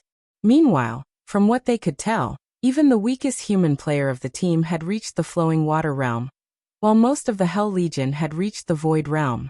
The 3 adventurer teams' commanders had only recently reached the Void Realm, and none of their teammates had caught up to them. The Hell Legion continued to cull the 3 adventurer teams like the Grim Reaper himself. Their assault was unstoppable. The adventurer teams didn't even have the chance to buy their commanders any time. At this point, only the 3 commanders and Poison Heart, who was still a Tier 4 Great Demon, had any chance of escape. However, Sherfeng, Hell Rush, and the others had suppressed the 4 demon players, who rapidly lost HP. In less than 10 minutes, the forest floor was covered in several thousand demon player corpses. None of the 3 adventurer team's members had gotten away with their lives. Demon City, Demon's Heart's residence. Commander Troubled, what do you think of the training room we've constructed? Furious Heart asked, smiling as he gestured to the marble building before him. It's amazing. The darkness energy seeping from it is already so dense. If demon players train in the building, they'll most likely climb to the Baron rank very quickly. They might even meet the conditions to reach the Viscount rank, Troubled Times surmised, shocked as he examined the training room bathed in darkness energy. Raising their nobility ranks wasn't easy for demon players. Not only did they need enough demon crystals, but they also needed to pass a test. Aside from their combat power, players would be tested on their ability to manipulate darkness energy. Unfortunately, even in demon territories, areas with dense darkness energy were incredibly rare, so demon players didn't have many opportunities to control high amounts of darkness energy. The Dark Den was a special case since many areas of the Otherworld were rich in darkness energy, and helpful to demon players as they trained. However, Demon's Heart had successfully constructed its own training room, containing an abundance of darkness energy. The guild's foundations were nearly unshakable. This training room will even be helpful to those trying to secure their Count rank, not to mention Viscount rank, Furious Heart said, chuckling. However, our guild has spent most of the darkness crystals and primal darkness stones we've accumulated thus far to construct the room. I see. That's why its darkness energy is so dense. Realization dawned on Troubled Times. Darkness crystals and primal darkness stones were both far more valuable than magic crystals and mana Oregon. Both items contained high amounts of darkness energy, and were significantly helpful to demon players. However, these darkness-attuned crystals and ores were immensely difficult to obtain. Players were rarely willing to invest them in a large training room's construction. We've only accomplished the feat thanks to the alliance our Vice Guild leader has secured. He is currently in the midst of negotiating our continued partnership, and if he succeeds, he intends to share a portion of the resources with the Sentinel Shelter. You might even be able to construct a training room for yourselves, Furious Heart said. Really? Troubled Time's eyes glowed at the prospect. If the Sentinel Shelter could construct its own darkness-attuned training room, even if it were only a small training room, he wouldn't have to worry about his shelter's development. The Sentinel Shelter might even become strong enough to rule over all of the Dark Den, not to mention becoming the #1 shelter. Furious Heart nodded, smiling. Once you grow a little stronger, the Vice Guild leader also intends to provide enough resources for you to become a demon count. You will stand at the peak of God's domain, Commander Troubled. Elder Heart, Please inform Vice Guild Leader Flaming Light that he has nothing to worry about. The Sentinel Shelter will not disappoint him. I guarantee that we will become Demon's Heart's second major city, Troubled Times said. He could not help his growing excitement when he heard that Demon's Heart would help him with his promotion to Demon Count. Becoming a Demon Count wasn't an easy task. Once a Demon player earned the Count rank, their strength would undergo a qualitative transformation. Like in the various NPC kingdoms and empires, players were considered high nobles once they reached the rank of Count and above, enjoying unimaginable status. As a Count, Troubled Times was sure he could even defeat Shifeng. Read latest chapters at Wuxia World. Just as Furious Heart was about to continue, however, a Tier 3 assassin frantically approached him. Elder Heart, we just received information regarding Zero Wing, the assassin hesitantly reported. It seems the 3 adventurer teams finally found them. Zero Wing certainly knows how to hide. Furious Heart said, smiling. Well, what's the situation? Have Zero Wing's members been dealt with? No. Windtooth, Eternal Night, and Crimson Sands teams have been annihilated, the assassin said, shaking his head. Grimly, he continued, a dozen or so medium adventurer teams and several dozen small adventurer teams have also been eliminated. Tens of thousands of players have died in the burning forest. As for the several hundred scouts we've dispatched, none have returned alive, but according to their offline reports, Zero Wing's members are nearly at Demon City's gates. They'll likely reach the city's entrance in about 10 minutes.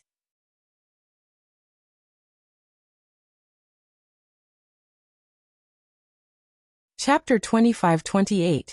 Commotion in Demon City. When the Tier 3 assassin ended his report, everyone present fell silent, staring at the assassin in astonishment. What did you say? Annihilated? Although the strength of those 3 adventurer teams is subpar, they should have a total of 10 Demon Viscounts and nearly 100 Demon Barons. The number of Tier 3 experts they have should also exceed 200. With them in the way, even a superpower's trump card Legion shouldn't dream of gaining any advantages in the burning forest. How could a measly team of 300-plus players possibly annihilate them? Tens of thousands of people got killed. Are those people idiots? The several Demon's Heart elders present instinctively refused to believe the assassin's words. Although they knew that Shifeng's team possessed extraordinary strength, Shifeng's team hadn't been in the burning forest for even a day. Despite that, they were being told that Shifeng's team had annihilated Demon City's top 3 adventurer teams along with several tens of thousands of other players. Moreover, none of the scouts that came across Shifeng's team managed to return alive. As icing on the cake, Shifeng's team was supposedly only a dozen minutes or so away from reaching Demon City. This was ludicrous. Previously, Battlewolf's army hadn't even managed to reach Demon City's gate before getting annihilated. Now, however, a measly team of 300-plus players was actually about to reach Demon City. Who would believe this? He really came. Troubled Times was stunned when he heard the assassin's report. They were currently in demon territory. This wasn't a place human players could enter casually. Back then, when Troubled Times heard that Shifeng had declared that he would come to Demon City to hunt him down, Troubled Times had taken it for a joke. After all, Shifeng simply didn't understand how frightening demon territories were. In Troubled Times' opinion, let alone reaching Demon City, Shifeng would be fortunate to survive in the burning forest for a few hours. After all, no matter how powerful Shifeng was, he was still a player. There was a limit to his stamina and concentration. In the expansive burning forest, non-demon players were subjected to the corrosion of darkness energy, which increased their stamina and concentration consumption substantially. Even with a team of 300-plus Tier 3 experts, it should still be impossible for Shifeng to reach Demon City. Now, however, not only was Shifeng's team close to reaching Demon City, but he had even killed Demon City's top 3 adventurer teams along with tens of thousands of other demon players. This was simply unbelievable. However, shortly after Troubled Times and the others received this piece of news, a commotion occurred at Demon City's main entrance. This was because a group of human players had appeared a short distance from Demon City. These human players numbered over 300, and they were none other than the team Demon's Heart had placed a bounty on. In this situation, the demon players residing in Demon City could not help but panic. What's going on? How did they get here? Why wasn't there any news about them? Didn't the top 3 adventurer teams leave to hunt them just now? They must have gotten lucky and avoided detection. Otherwise, how could they get here so quickly and intact? Impossible. Even if the top 3 adventurer teams did not find them, there are still several dozen others that joined in on the hunt. At least one adventurer team should have come across them. And so long as even one did, the other adventurer teams would have received news about it right away. It should be impossible for these invaders to evade detection completely. When Shifang's team suddenly appeared outside Demon City, the players standing on the city's walls were filled with both surprise and curiosity. They never thought that human players could actually cross the burning forest and get to Demon City without an invitation. This was the first time a situation like this had occurred since Demon City's construction. Of course, there's no news about these invaders, as everyone that came across them had gotten killed. A friend of mine was one of the players that joined the hunt. Despite the adventurer team he belonged to having over 1,000 members, none of them managed to make it out alive after coming across the invaders. According to what I heard, the top 3 adventurer teams also got annihilated. They're just keeping their mouths shut all this time to prevent information leaks. As the ordinary players on top of the wall were discussing the situation, a Tier 3 expert rolled his eyes at their ignorance and revealed the truth to them. Upon hearing the Tier 3 players' revelation, the ordinary players were stunned. At the same time, though, they eyed the Tier 3 expert skeptically, suspecting that this expert was playing a joke on them. It seems the rumor I heard coming from Demon's Heart's members is true after all. These invaders really did kill tens of thousands of experts. Another Tier 3 expert, who originated from a medium-scale adventurer team and had just arrived on the wall, commented upon seeing Shifang's team in the distance. This Tier 3 expert's words threw everyone present into an uproar. What? The tens of thousands of experts that joined the hunt got annihilated. Who are these invaders? They're not really here to kill Troubled Times, right? It seems Demon's Heart has met its match. I wonder which side is stronger. Do you even have to ask? It's definitely Demon's Heart. Don't forget that this place is Demon City, the main headquarters of Demon's Heart. These 300+ invaders might be amazing out in the fields, but they're asking for death if they think they can do whatever they want inside Demon City. When everyone present heard the news of Demon City's top 3 adventurer teams getting annihilated, aside from feeling surprised, they also felt excited.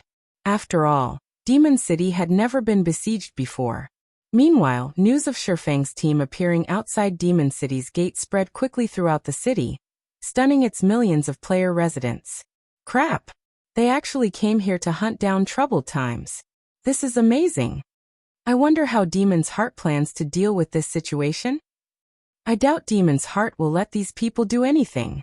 However, these people aren't pushovers either. If even the top 3 adventurer teams are not a match for them, Demon's Heart should have a tough time too. Everyone inside Demon City discussed this matter, spreading Zero Wing's fame across the city. However, everyone was more curious about Demon's Heart's response to this situation. After all, even the city's top 3 adventurer teams had suffered annihilation. Shifang's team might not be capable of breaking into Demon City, but it was more than capable of camping out in the fields and targeting Demon's Heart's members that were trying to grind. That would stunt Demon's Heart development. Read latest chapters at Wuxia World. Meanwhile, news of Shifang's team's arrival also quickly reached Demon's Heart's residence. And when Troubled Times heard about this, his complexion turned deathly pale. He never thought that Shifang would get to Demon City so soon. He had witnessed the swordsman stopping a demon king's hand before. If Shifang sneaked into Demon City and secretly took action against him, Troubled Times was almost certain to lose his life. Commander Troubled, you can rest easy. So what if Black Flame has arrived? This is Demon City. Furious Heart said when he saw the ugly look on Troubled Times' face. He then smiled and continued. However, Zero Wing has been acting arrogantly for long enough. They aren't even bothering to sneak around to take action. They are indeed very arrogant. They actually dare camp in front of our front gate and let everyone know of their arrival. A Tier 3 elder wearing black robes ranted. In my opinion, we should just deploy the city's Tier 4 demon guards and get rid of them. Otherwise, they'll really think that they can do anything they want to Demon City just because they eliminated the city's top 3 adventurer teams. Forget it. The demon guards are one of Demon City's trump cards. It costs a lot of demon crystals to dispatch them. It's not worth it just to deal with Zero Wing, Furious Heart said, shaking his head. Moreover, both the guild leader and the vice guild leader are not on the eastern continent right now. This isn't a decision we can make. Have someone notify Zero Wing's people that Demon's Heart is taking charge of this matter, and that they've already caused enough of a ruckus. It's time to put an end to this fuss. If they retreat now, there will still be grounds for reconciliation and opportunities for partnership between our two guilds. Otherwise, this matter won't end so easily. The future god's domain no longer belongs to regular guilds. I believe they should understand this point very clearly. All right. I'll have someone notify them. Hopefully they know where to draw the line, that black-clad Tier 3 elder said. Inwardly, though, he felt that Furious Heart was too soft. If it were up to him, he would just annihilate Zero Wing for daring to approach Demon City so boldly.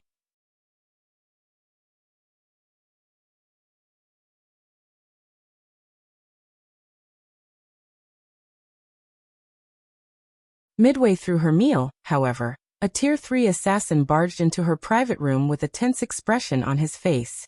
Vice Guild Leader, we just received news that Zero Wing annihilated not only Demon City's top 3 adventurer teams, but also tens of thousands of Demon City's experts. Zero Wing's team has already arrived before Demon City's main entrance. By the looks of it, Zero Wing is really intent on taking action against troubled times, the Tier 3 assassin said, astonishment writ large on his face. They arrived already? Illusory Words similarly felt astonished by this point. She had visited Demon City as a guest before, so she knew just how difficult it was to cross the burning forest. A large number of demon patrol squads and demon players operated within the forest.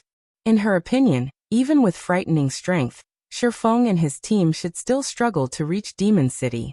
In fact, by the time they got to Demon City, the tracking mark they placed on troubled times might have disappeared already. In that case, visiting Demon City would also be meaningless. However, Shifeng's team had actually reached Demon City less than a day after they entered the burning forest. Moreover, they didn't arrive at the city by covert means but walked straight to the city instead. We also found out a little regarding the relationship between Troubled Times and Demon's Heart, the Tier 3 assassin said.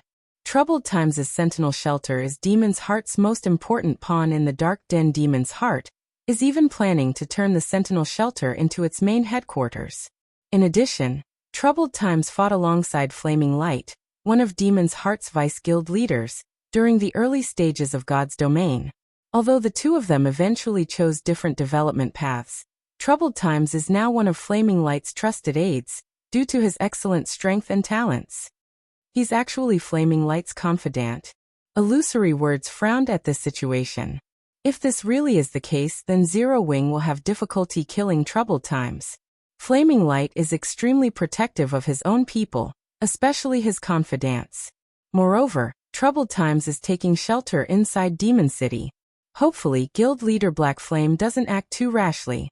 Flaming Light was famous on the Eastern Continent. A part of the reason why the Ten Saints Empire's various superpowers currently feared Demon's Heart was Flaming Light's presence. In fact, Flaming Light had even wrung multiple concessions from the Super Guild Sacred Temple regarding resources. Despite the Ten Saints Empire being the Sacred Temple's home base, the Sacred Temple still had no choice but to concede to Demon's Heart's demands.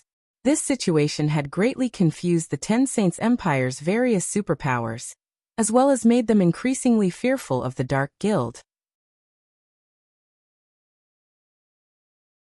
Setting aside whether Zero Wing could kill Troubled Times inside Demon City, even if the guild killed Troubled Times in the outside world, it was still highly likely to anger Flaming Light.